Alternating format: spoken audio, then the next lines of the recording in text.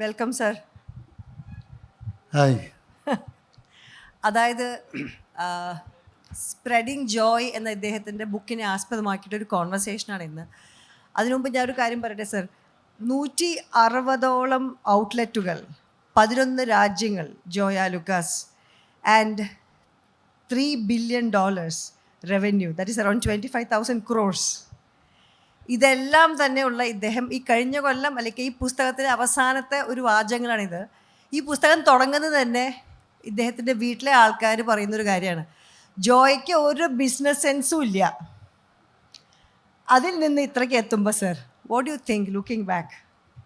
എന്താണ് താങ്കളുടെ മനസ്സിൽ കൂടെ വരുന്ന ഒരുപാട് കാര്യങ്ങൾ? ഈ ഒരുപാട് കാര്യങ്ങളുണ്ട്. എല്ലാം കൂടി നമുക്ക് പറയണമെങ്കിൽ ബുക്ക് വായിക്കേണ്ടി വേണം. എന്തായാലും ഞാൻ ഇങ്ങനെ ഇത്രയും സ്ഥാപനങ്ങൾ വരുന്ന എനിക്കങ്ങനെ ഒരു ചിന്തയുണ്ടായിരുന്നില്ല. ഇതൊക്കെ ഓരോ നിമിത്തങ്ങളെന്ന് പറയാം. ബ്രദേഴ്സോ അല്ലെങ്കിൽ സിസ്റ്റേഴ്സ് ഇങ്ങനെ ബിസിനസ്സിനോട് അത്ര താല്പര്യമുള്ള ആളല്ല എന്ന് പറഞ്ഞിരുന്നെങ്കിലും ഞാൻ ചെയ്തിരുന്ന വർക്കുകളെ പറ്റിയിട്ട് അവരുടെ ധാരണ ഷോപ്പിലിരിക്കുന്നതാണ് വലിയ കച്ചവടക്കാരൻ്റെ ഒരു ഐഡൻറ്റിറ്റി. നന്നായിട്ട് അധ്വാനിക്കണം, ഷോപ്പിലിരിക്കണം. പക്ഷെ ഞാൻ അന്നും ഇന്നും ഷോപ്പിലിരുന്നിട്ടില്ല. ഷോപ്പിൽ ഇരിക്കുന്ന ആളുകൾ ഷോപ്പ് നടത്താനായിട്ട് കഴിവുള്ളവർ നമ്മൾ നിർത്തുക എന്നുള്ളതാണ്. എന്താണെങ്കിലും എൻ്റെ ഫാമിലിയിൽ ഞാൻ ബിസിനസ്സിന് ഫിറ്റല്ല എന്ന് പറഞ്ഞിരുന്നെങ്കിലും എനിക്ക് ബിസിനസ്സിന് ഫിറ്റാണെന്ന് ഞാൻ പ്രൂവ് ചെയ്യണ്ടായി. അതെൻ്റെ വലിയൊരു അച്ചീവ്മെൻ്റാണ്. അതെ. അച്ഛൻ്റെ കൂടെ നിങ്ങൾ കുറേ മക്കളുണ്ടാവില്ലേ? 11 കുട്ടികൾ. എത്രയായിരുന്നു അച്ഛനും അമ്മയ്ക്കും കൂടി ഞങ്ങൾ 15 പേരാണ്. ഞങ്ങൾ 10 പെൺകുട്ടികളും 5 ആണും. വാവ്. അപ്പോൾ ഇദ്ദേഹത്തിൻ്റെ മറ്റ് ബ്രദേഴ്സൊക്കെ തന്നെ അച്ഛൻ പറയുന്ന കാര്യങ്ങൾ ചെയ്യുന്നു. അച്ഛൻ്റെ ബിസിനസ്സിലാണ്. ഇദ്ദേഹം മാത്രം അച്ഛൻ്റെ വിശ്വസ്തനായിരുന്നു. ചില ജോലികളൊക്കെ തരും. അങ്ങനെ താങ്കൾ വിശ്വസ്തനായിട്ട് അച്ഛൻ്റെ പുറകിൽ തന്നെ നിൽക്കുന്ന ഒരാളായിരുന്നു അല്ലേ? പിന്നെ അച്ഛൻ റിട്ടയർ ചെയ്ത ശേഷം അച്ഛനെ പറ്റി ഒരുപാട് പറയുന്നുണ്ട്. അത് പുസ്തകം വായിച്ചാൽ അറിയാം. പക്ഷെ അച്ഛൻ ഈ റിട്ടയർ ചെയ്ത് നിങ്ങളെ മക്കളെയൊക്കെ രാവിലെ വിളിച്ചിട്ട് ഉപദേശങ്ങൾ തരുമായിരുന്നു. ഈ ഉപദേശം തരുമ്പോൾ കുറച്ച് കഴിഞ്ഞപ്പോൾ ഓരോ മക്കളായിട്ട് ഇങ്ങനെ ഒഴിയാൻ തുടങ്ങും. താങ്കൾ മാത്രം അവിടെ ഉണ്ടാവും. ആ ബിസിനസ് രഹസ്യങ്ങൾ അല്ലെങ്കിൽ അഡ്വൈസ് എന്തൊക്കെയായിരുന്നു? ഒന്ന് ഞാൻ കേട്ടിട്ടുണ്ട്, ആറ്റിൽ കളഞ്ഞാലും അളന്ന് കളയണം. അല്ല, അച്ഛൻ്റെ കൂടെ അച്ഛൻ്റെ ഒരു പ്രൈവറ്റ് സെക്രട്ടറി ആയിരുന്നു ഞാൻ. ആളുടെ പിന്നാലെ ആൾക്ക് വേണ്ടി നടക്കുക എന്നുള്ളതാണ്. മറ്റുള്ളവരൊക്കെയും ബിസിനസ്സിൽ ഷോപ്പുകളിലൊക്കെ ഇൻവോൾവ്മെൻ്റ് ഉണ്ടായിരുന്നു. എനിക്കങ്ങനെ ഒരു ഇൻവോൾവ്മെൻ്റ് ഉണ്ടായിരുന്നില്ല. ഡ്രൈവർ അല്ലെങ്കിൽ ഞാൻ തന്നെ വണ്ടി എടുക്കുക, അപ്പൻ്റെ ഒപ്പം നടക്കുക. അപ്പന് പല ബിസിനസ് ആക്ടിവിറ്റീസുകളുണ്ടായിരുന്നു. അപ്പോൾ അതിൻ്റെ കൂടെ അപ്പനിൽ കൂടെ ഞാൻ പഠിച്ചിട്ടുള്ള കാര്യങ്ങൾ എനിക്ക് അറിയുള്ളൂ. അദ്ദേഹത്തിൻ്റെ കൂടെ ബിസിനസ്സിലാണെങ്കിലും ആളുടെ കൂടെ നടന്ന് അദ്ദേഹത്തിൻ്റെ കയ്യിൽ നിന്ന് കിട്ടിയിട്ടുള്ള ടിപ്സാണ് എന്നെ ബിസിനസ്സിലേക്ക് ഈ ലെവലിലേക്ക് എത്തിച്ചിട്ടുള്ളത്. ആദ്യത്തെ ഷോറൂം അബുദാബിയിലാണ് അല്ലേ? ഞാൻ സ്വന്തമായിട്ട് ഞാൻ ജോയ് ആലുക്കാസ് എന്ന പേരിൽ അല്ലല്ല, ആലുക്കാസ് എന്ന് പറഞ്ഞാൽ ഗൾഫിൽ തുടങ്ങി 1988. അത് ഞാൻ നടത്തിയിരുന്നു. പക്ഷെ ഞങ്ങളെല്ലാം ഒന്നിച്ചായിരുന്നു. ഞങ്ങൾ 2000 സെപ്പറേറ്റഡ് ആയത്. അതിനുശേഷമാണ് ഞാൻ പിന്നെ നാട്ടിൽ സ്ഥാപനം തുടങ്ങിയത്. സത്യം പറഞ്ഞാൽ ദുബായ് എന്ന് പറയുന്ന ഒരു നഗരം അന്ന് കാലത്ത് വളരെ ഒരു കൊച്ചായിട്ട് അറിയുന്ന, പിന്നെ ഒരു ഗ്ലോബൽ ഒരു ട്രാവൽ ഡെസ്റ്റിനേഷനായിട്ടും അല്ലെങ്കിൽ ഈ ഗോൾഡ് ഡെസ്റ്റിനേഷനായിട്ടും മാറുന്ന ഒരു മാപ്പിൽ താങ്കളൊപ്പം തന്നെ ഉണ്ടായിരുന്നു. ദുബായിയുടെ എവല്യൂഷനിൽ സത്യം പറയാച്ചാൽ ജോയ് ആലുക്കാസ് എന്ന് പറയുന്ന താങ്കളുടെ ഗ്രോത്തും താങ്കളുടെ ബിസിനസ്സും ഒരുപാട് അതിൽ മുന്നോട്ട് പോയത്. അപ്പോൾ ആ ദുബായിൽ ആ കാലഘട്ടം ഒന്ന് വരികയും, കാരണം താങ്കൾ പോയ വിസ എന്ന് പറയുന്നത് ഡ്രൈവർ വിസയിലാണ് പോയത്, അറിയാണ്ട് പോയതാണ് കിട്ടിയത്. ആ വിസിറ്റിംഗ് വിസയിലല്ല പോയത്. അവിടെ തൊട്ട് തുടങ്ങാം. അപ്പോൾ ദുബായി പറ്റി പറഞ്ഞപ്പോൾ, ദുബായ് ഗോൾഡ് ഇൻഡസ്ട്രിയിൽ ദുബായ് ഇത്രയും മുന്നോട്ട് വരാൻ കാരണം ആദ്യം ലെബനാനിലായിരുന്നു ഗോൾഡിൻ്റെ ഹബ്ബ്. ലെബനാനിൽ പ്രശ്നങ്ങളും ഇൻറ്റേർണൽ പൊളിറ്റിക്സും വാറുകളൊക്കെ ആയപ്പോൾ അവിടുന്ന് കുവൈറ്റിലേക്ക് വന്നു. കുവൈറ്റിൽ ഹോൾമാർക്ക് നിർബന്ധമാക്കിയപ്പോൾ കുവൈറ്റിലുള്ള ഹോൾസെയിലേഴ്സും കച്ചവടക്കാർ അവിടുന്ന് ഷിഫ്റ്റ് ചെയ്തിട്ട് കുവൈറ്റ് ടു ദുബായ്. അന്ന് ദുബായിൽ അങ്ങനെ ഗോൾഡ് സൂക്കൊന്നും ഇല്ല. അപ്പോൾ ദുബായിൽ വന്ന് പിന്നെ ദുബായിൽ നിന്ന് കുറച്ച് ഗ്രോ ചെയ്തു. അവിടെ അങ്ങനെ നിയമങ്ങളുണ്ടായിരുന്നില്ല, അങ്ങനെ ഹോൾമാർക്കിംഗ് സിസ്റ്റം ഇല്ല. ആർക്കും വന്ന് ജൂവലറി തുടങ്ങാം. പക്ഷെ പെട്ടെന്ന് ദുബായ് ഗ്രോ ചെയ്തു. ഒപ്പം തന്നെ ഗോൾഡിൻ്റെ ഒരു ഹബ്ബായി മാറുകയും ചെയ്തു. അതാണ് ദുബായിൽ ഗോൾഡ് വരാനുള്ള ഒരു കാരണം. എന്താ ചോദിച്ചത്? ചോദിച്ചാൽ അവിടെ നിന്ന് അങ്ങോട്ടുള്ള ദുബായ് ആ, ഹബ്ബായിട്ട് ദുബായിൽ ഞാൻ ചെന്ന സമയത്ത് 86 ഞാൻ ചെല്ലുന്നത്.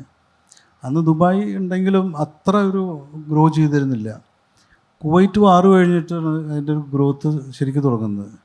ഇൻ 2000 മുതൽ ദുബായിയുടെ ആ ഒരു വളർച്ച വളരെ വളരെ ഒരാൾക്കും ചിന്തിക്കാൻ പറ്റാത്ത രീതിയിലുള്ള വളർച്ചയായിരുന്നു.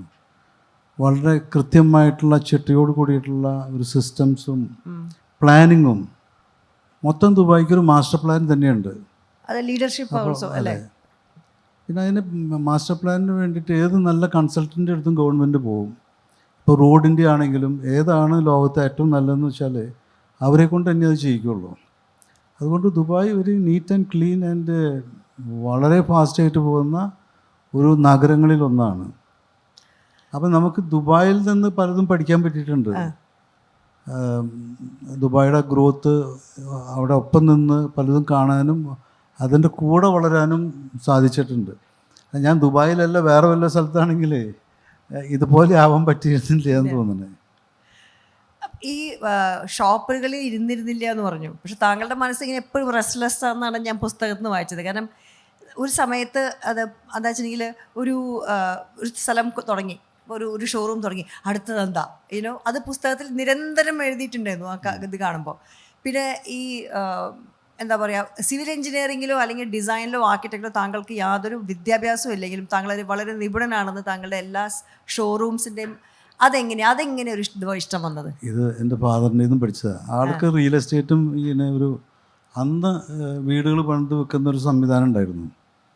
അപ്പോൾ അദ്ദേഹത്തിൻ്റെ കൂടെ പഠിച്ചിട്ടാണ് നടന്നിട്ടാണ് ഇങ്ങനെയുള്ള എൻജിനീയറിങ് ബേസ് ഞങ്ങളുടെ എല്ലാ സ്ഥാപനങ്ങളും, ഞങ്ങളുടെ എന്ത് ബിൽഡിംഗ് ഉണ്ടെങ്കിലും അതിൻ്റെ ഡിസൈനിങ്ങും അതിൻ്റെ എല്ലാ പ്രോജക്ട്സും ഞങ്ങൾ തന്നെ നടത്തുന്നത്. ഞങ്ങൾ പുറത്തുനിന്ന് പ്രോജക്ട്സ് എടുക്കാറില്ല. ഞങ്ങളുടെ എന്തെങ്കിലും സ്ഥാപനം, ഈവൻ വീട് പണിയാണെങ്കിലും അതിൻ്റെ ഡിസൈൻ തൊട്ടെല്ലാം ഞങ്ങൾ തന്നെ ചെയ്യുന്നത്. അപ്പോൾ ഞങ്ങൾക്കൊരു ഡിസൈൻ ഡിപ്പാർട്ട്മെൻറ്റ് തന്നെ ഉണ്ട്. അതെ, അത് ഇപ്പോൾ കാണുന്നൊരു സ്ഥലം ആ സ്ഥലം ഇഷ്ടമാണെങ്കിൽ താങ്കളത് മേടിച്ചിരിക്കും. ഫോർ എക്സാമ്പിൾ ദുബായിലാന്ന് തോന്നുന്നു ഒരു ലീ ജീൻസിൻ്റെ ഷോറൂം കണ്ടപ്പോൾ ഇത് നമുക്ക് വേണമല്ലോ എന്ന് വെഞ്ചിട്ട് അതെങ്ങനെ എടുത്തെടുത്തു? അതൊക്കെ ചില കാരണങ്ങളുണ്ട്. അപ്പോൾ അങ്ങനെ അത് മുഴുവൻ കഥ പറഞ്ഞു കഴിഞ്ഞാലേ ബുക്ക് നോക്കില്ല. അതിന് ഓരോ കാര്യങ്ങളും ഓരോ ഇൻസിഡൻ്റാണ് നമുക്ക്. ഇപ്പോൾ അമേരിക്കയിൽ കട തുടങ്ങാൻ ഒരു വെഡ്ഡിങ് ആനിവേഴ്സറിക്ക് പോയതാണ്. അപ്പോൾ അതിന് അവിടെ ഒരു കാരണം ഉണ്ടായി. അങ്ങനെ ഒരു 10 വർഷം മുമ്പ് അങ്ങനെ ഒരു പ്ലാൻ ചെയ്തു. അതിനുശേഷം ഇപ്പോൾ 5 ഷോപ്പ് അമേരിക്കയിലുണ്ട്. ഇപ്പം ഞങ്ങളൊരു 4-5 എണ്ണം പുതിയത് വരുന്നുണ്ട്. ഓരോ ഷോപ്പുകളും എവിടെ തുടങ്ങണമെങ്കിലും അതിനൊക്കെ ഓരോ കാരണങ്ങളുണ്ടായിരിക്കും. എന്താണെങ്കിലും ഇന്ത്യയിൽ വന്ന് സ്ഥാപനം തുടങ്ങാൻ പറ്റി. ഞാനിവിടെ വരുമ്പോൾ എൻ്റെ ഒരു സക്സസ് എന്ന് പറഞ്ഞത്, അന്ന് ഒരു ജ്വല്ലറി ബിസിനസ് എന്ന് പറഞ്ഞൊരു ഫാമിലി ബിസിനസ്സാണ്. ഓണർ ക്യാഷിലിരിക്കും, മക്കളും. ഇപ്പോൾ അമേരിക്കയിൽ ചെന്നപ്പോഴും ലണ്ടനിൽ കട തുടങ്ങിയപ്പോഴേക്കും ഫാമിലിക്കാർ മാത്രമാണ് ഉള്ളിലുണ്ടാവുള്ളൂ. അതൊരു ഒറ്റ ഷോപ്പ് ഉണ്ടാവുള്ളൂ. അപ്പോൾ ഞാൻ ഇവിടെ വന്ന് സ്ഥാപനം തുടങ്ങുമ്പോൾ ഇവിടെയുള്ള എല്ലാ വലിയ ഷോപ്പുകാർക്കൊക്കെ ഓരോ ഷോപ്പുള്ളൂ. അവരെല്ലാവരും ക്യാഷിലായിരിക്കുന്നത്. എന്നിട്ടത് മുതലാളി, ഓണർ എന്നൊക്കെ പറഞ്ഞിരിക്കുക. ഞാൻ ഈ ഓഫീസ് സെറ്റപ്പ് എനിക്ക് അന്നുണ്ട്, ഞാൻ എപ്പോഴും ഉണ്ട്. ഞാൻ ക്യാഷിലിരുന്നിട്ടില്ല, കൗണ്ടറിൽ എനിക്ക് അറിയില്ല കൗണ്ടറിൽ നിൽക്കാനായിട്ട്. അപ്പോൾ ഈ കോർപ്പറേറ്റ് ലെവലിലേക്ക് ഈ ഫാമിലി ബിസിനസ്സിൽ നിന്ന് ജ്വല്ലറി മൊത്തത്തിൽ ഇന്ത്യയിൽ ഒരു മാറ്റം വരുത്താൻ പറ്റിയിട്ടുണ്ട്. ഇവരാരും പണ്ട് കാലത്ത് ബില്ല് എഴുതിയിരുന്നില്ല. അപ്പം ഇങ്ങനെ ബാങ്കുകാർ പൈസ തരില്ല. ബാങ്കുകാർ പൈസ തരണമെങ്കിൽ നല്ല ബാലൻസ് ഷീറ്റ് ഉണ്ടാവണം. ആർക്കും നല്ല ബാലൻസ് ഷീറ്റ് ഇല്ല. ഞാൻ ഇന്ത്യയിൽ വന്ന് ഫസ്റ്റ് കട തുടങ്ങിയിട്ട് ഞാൻ ഇവിടെ ബാങ്കുകളായിട്ട് അന്വേഷിച്ചപ്പോൾ ബാങ്കുകാർക്ക് ഇവിടെ പൈസ കൊടുക്കുന്ന സംവിധാനം ഇല്ല. ഞാൻ ബോംബെയിൽ പോയി ABN ആബ്രോ ബാങ്ക്. അന്ന് ഞാൻ 50 കോടി രൂപ ബാങ്കിൽ നിന്ന് ലോൺ എടുത്തു. 50 കോടി ഇൻ 2002. അന്ന് ഗോൾഡ് പ്രൈസ് 400 രൂപയാണ് പെർ ഗ്രാം. നെക്സ്റ്റ് ഇയർ ഞാൻ 10 ഷോപ്പ് തുടങ്ങി. അപ്പോഴാണ് ഇവിടെയുള്ള ജ്വല്ലറിക്കാർക്ക് ഞെട്ടണത്, ഇതെങ്ങനെ തുടങ്ങണമെന്നാണ്.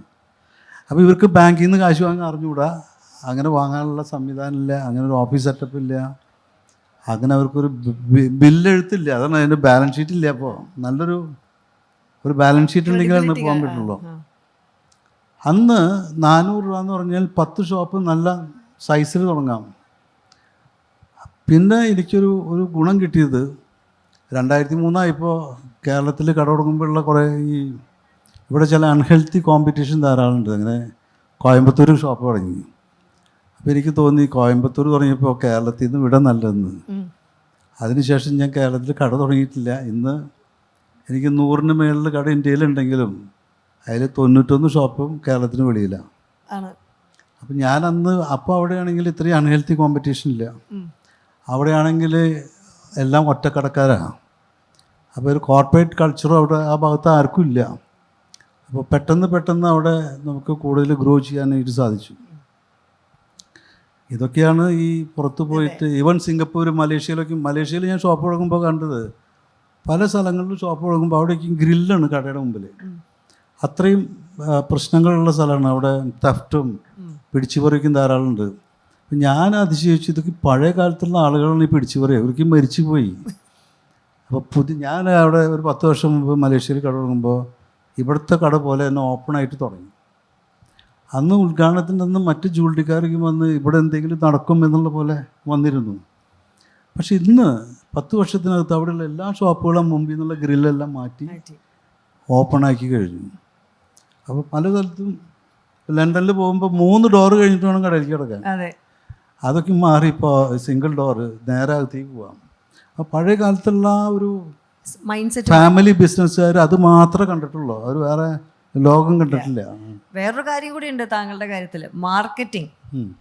അന്ന് ഒരുപാട് കാലം മുമ്പുണ്ട് റോൾസ് റോയ്സിൻ്റെ ഒരു കഥ പറയണ്ടായി, അതൊന്ന് പറയോ? അതൊരു ഇൻസിഡൻ്റാണ്. ഇപ്പോൾ എൻ്റെ ഒരു ഫ്രണ്ടിനെ കാണാൻ പോയത് ഒരു കാർ കമ്പനിയിൽ. അപ്പോൾ അഷ്റഫ് എന്ന് പറഞ്ഞിട്ടുള്ള ആൾ, അപ്പോൾ അദ്ദേഹം അവിടെ ഇല്ല. അപ്പോൾ അദ്ദേഹത്തിൻ്റെ അതേ കമ്പനിക്കാരാണ്, മിസ്റ്റിബുഷി കമ്പനിയാണ് റോൾസ് റോയ്സ് വിറ്റിരിക്കുന്ന, അവരാണ് അതിൻ്റെ ഡീലർ. അപ്പോൾ ഞാനവിടെ റോൾസ് റോയ്സ് കിടന്ന് ഇങ്ങനെ റൗണ്ട് ഒരു പ്ലാറ്റ്ഫോമിൽ കിടന്ന് തിരിയാം. അപ്പോൾ ഞാൻ ഇദ്ദേഹത്തെ കാണണ്ടായപ്പോൾ ഞാൻ അവിടെ പോയി നിന്നിട്ട് ഈ വണ്ടി ഒന്ന് കാണാമെന്ന് വെച്ച് പോയി. അപ്പോൾ അദ്ദേഹം അവിടെ ഒരു സെയിൽസിലുള്ള ആൾ, ഇന്ത്യക്കാരനല്ല. അദ്ദേഹം എന്താ വേണ്ടതെന്ന് വെച്ചു. ഞാൻ പറഞ്ഞു, ഈ വണ്ടി കാണാനോ വന്നിരിക്കുന്നതെന്ന് പറഞ്ഞു. ഈ വണ്ടി കാണാനുള്ളതല്ല, ഇത് വിൽക്കാനുള്ളതാണ്, ഇതിന് ഭയങ്കര വിലയാണ്, നിങ്ങൾക്ക് വേണമെങ്കിൽ ആ മിസ്റ്റിബുഷി പോയി വാങ്ങിച്ചോളാൻ പറഞ്ഞു. അല്ല, ഞാനിത് വെറുതെ കണ്ടാൽ മതി എന്ന് പറഞ്ഞു. ഇത് കാണാൻ പറ്റില്ല, നിങ്ങളങ്ങോട്ട് പോകാൻ പറഞ്ഞു. അപ്പം ഉണ്ടായൊരു തോന്നലാണ്, അന്ന് തന്നെ ആ വണ്ടി വാങ്ങണം എന്നുള്ള ഒരു വാശിയായിരുന്നു. അങ്ങനെ 2000-ൽ ഞാൻ വണ്ടി വാങ്ങിയിട്ട് ഇനി ആ വണ്ടിയെ വണ്ടി വാങ്ങിക്കഴിഞ്ഞപ്പോഴാണ് ആ ആവേശം പൊക്കി പോയി, ഇനി എന്താ ചെയ്യേണ്ടതെന്നായി. അങ്ങനെ ആ വണ്ടി ഞാൻ any purchase from Joyalukkas 500 dirhams worth jewellery they will get a coupon. അപ്പോൾ ഞാൻ ഈ കൂപ്പൺ വെച്ചിട്ട് ഇത് ഞാൻ ലോട്ടറി ആക്കി വെച്ചു. അത് അന്ന് വെക്കുകയും അന്ന് ഇംഗ്ലണ്ടിലാണ് ഈ കമ്പനിയുടെ ഹെഡ് ക്വാർട്ടേഴ്സ്. ഇതിൻ്റെ കൂപ്പണിൻ്റെ ഡീറ്റെയിൽ എല്ലാം ഞാൻ ഇംഗ്ലണ്ടിലേക്ക് ഇവർക്ക് കമ്പനിക്ക് അയച്ചു കൊടുത്തു. അതിൽ പിന്നെ റോൾസ് റോയ്സ് കമ്പനി അന്ന് ദുബായ് ഡ്യൂട്ടി ഷോപ്പിൽ വെച്ചിരുന്നു. ഇത് വേൾഡ് വൈഡ് ആയിട്ട് ലോട്ടറി കൊടുക്കൽ നിർത്തലാക്കി. അങ്ങനെ ഒരു ഇൻസിഡൻറ്റ് ആയിട്ടുണ്ട്. ഇതൊക്കെ ഒരു കാരണമാണിത്. പക്ഷേ അന്നങ്ങനെ ഈ റോൾസ് റോയ്സ് പ്രൊമോഷൻ വെച്ചപ്പോൾ കമ്പനിയുടെ വാല്യൂ കണ്ടമാനം കൂടി. അപ്പോൾ നമ്മളുടെ ടാഗ് ലൈൻ തന്നെ number 1 22 carat jeweller, number 1 Rolls Royce car, number 1 the car Rolls Royce, അങ്ങനെ ഒരു ടാഗ് ലൈനായിരുന്നു. പക്ഷേ മാർക്കറ്റിങ്ങിൽ ഞാൻ പല കാര്യങ്ങളും പുതിയതായിട്ട് ചെയ്തു. ഞാൻ ചെന്ന ഉടനെ 86-ൽ അന്ന് ക്രിക്കറ്റൊക്കെ ഉണ്ടാവാറുണ്ട്. ക്രിക്കറ്റിലപ്പോൾ പാകിസ്ഥാനും ഇന്ത്യയായിട്ടുള്ള കളിക്ക് മാച്ച്. അന്ന് ഈ സോഷ്യൽ മീഡിയ ഒന്നും ഇല്ല. അപ്പോൾ ടി വിയുടെ ബ്രോഡ്കാസ്റ്റിംഗ് ഉണ്ടാവാറുണ്ട്. അപ്പോൾ ടി വിയിൽ ഈ ബോള് പോകുമ്പോൾ ബൗണ്ടറിയിൽ മലയാളത്തിൽ ആലുക്കാസ് എന്ന് എഴുതിയിട്ടുണ്ടായിരുന്നു. അപ്പോൾ ഇന്ത്യയിലുള്ള ബോംബെയിലും ഡൽഹിയിലുള്ള മലയാളികൾക്ക് കാണാമല്ലോ എന്നുള്ള ഒരു തോന്നലാണ്. മാർക്കറ്റിങ്ങിൽ പല കാര്യങ്ങളും ചെയ്തിട്ടുണ്ട്. ഈ ഞങ്ങളുടെ ഗ്രൂപ്പാണ് ഇവിടെ 79-ൽ ഒരു തിയേറ്ററിലേക്കുള്ളൊരു പരസ്യ ഫിലിം പിടിക്കാനുണ്ടായി. അന്നൊക്കെ സിനിമാ തിയേറ്ററിൻ്റെ പകുതിയിൽ വെച്ചിട്ട് സ്ലൈഡ് കാണിക്കുക. ആകെ നമ്മൾ കാണുന്നൊരു ലൈഫ് ബോയുടെ പരസ്യമോ അല്ലെങ്കിൽ അങ്ങനെ 2-3 പരസ്യങ്ങൾ ഉണ്ടാവാറുള്ളൂ. 79-ൽ അങ്ങനെ ഒരു പടം പിടിക്കാനുണ്ടായി. അതിനുശേഷം കുറേ കഴിഞ്ഞപ്പോൾ പടങ്ങളായി, പിന്നെ വീഡിയോ അഡ്വർടൈസ്മെന്റ്സ് ആയി, കാസറ്റ് വന്നു തുടങ്ങി, TV ആയി, ഇപ്പം സോഷ്യൽ മീഡിയ ആയി. പക്ഷെ ഈ കാസറ്റും 2-in-1 ടേപ്പ് റെക്കോർഡറും ഒക്കെ സാറ് മേടിച്ചിരുന്നോ? അല്ല, അതൊക്കെ വാങ്ങിച്ചിട്ടുണ്ട്. അതിപ്പോൾ നേരത്തെ ചോദിച്ച പോലെ അതെനിക്ക് പല കാര്യങ്ങളും വായിക്കാൻ, ഇങ്ങനെ ഷോപ്പിംഗ് എന്ന് പറഞ്ഞാൽ വലിയ താല്പര്യമില്ല. മറ്റുള്ളവരെ കൊണ്ട് ഷോപ്പ് ചെയ്യിപ്പിക്കും, പക്ഷെ മൂപ്പര് ഷോപ്പ് ചെയ്യില്ല. അപ്പം ഞാനിപ്പോൾ അന്ന് ഞാൻ പോയപ്പോൾ ഒരു ടേപ്പ് റെക്കോർഡർ വാങ്ങണമെന്ന് വിചാരിച്ചു. അതിപ്പോൾ ഷോപ്പിൽ എന്നാ പറയും, ഇതിപ്പോൾ അടുത്തൊരു മാസം കഴിഞ്ഞാൽ പുതിയൊരു ലേറ്റസ്റ്റ് ഇറങ്ങുന്നുണ്ട്, പിന്നെ കുറച്ച് കഴിഞ്ഞാൽ CD ഇറങ്ങുന്നുണ്ട്, വീഡിയോ ഇറങ്ങുന്നുണ്ട്. അപ്പോൾ നമ്മൾ പറഞ്ഞ് ടേപ്പ് റെക്കോർഡർ വാങ്ങിച്ചിട്ടില്ല എന്ന് തന്നെ പറയാം. അതാ ഞാൻ ചോദിച്ചത്. പിന്നെ ഈ ഷോപ്പിങ്ങിനോട് അങ്ങനെ ഞാൻ ഷോപ്പിങ്ങിന് താല്പര്യമില്ല, പക്ഷെ എൻ്റെ അവിടെ വന്ന് ഷോപ്പിംഗ് നടത്തുന്നത് കുഴപ്പമില്ല, നമുക്കിഷ്ടമാണ്. ഈ സിനിമ എന്ന് പറയുന്ന സിനിമ പിടിച്ചിട്ടുണ്ടോ? ഇല്ല, സിനിമ പിടിച്ചിട്ടില്ല. ഇല്ല, പക്ഷെ ഒരു സിനിമയിൽ മൊത്തം താങ്കളുടെ ലുക്കാസാണ് എല്ലാ ഫ്രെയിമിലും. കസ്തൂരിമാൻ എന്നുള്ള സിനിമയിൽ കണ്ടറിയാം. അതിന്റെ കഥ എന്താ? അത് പുസ്തകത്തിൽ ഇല്ല കേട്ടോ, അതൊരു ഇൻസിഡന്റ്. ഇതുപോലെയുള്ള ലോഹിദാസായിട്ട് പരിചയപ്പെടാൻ ഒരു ചാൻസ് കിട്ടി. അദ്ദേഹത്തിൻ്റെ അടുത്ത് ഞാൻ ഇങ്ങനെയുള്ള ഒരു കാര്യം സംസാരിക്കുകയുണ്ടായി, ഇങ്ങനെ ഒരു ഫിലിമിൽ കൂടി എങ്ങനെ നമുക്ക് ഈ സ്ഥാപനത്തിനെ കുറിച്ച്, അങ്ങനെ പല ആശയം പറഞ്ഞിട്ട് അതിനോട് താല്പര്യം ഉണ്ടായിരുന്നില്ല.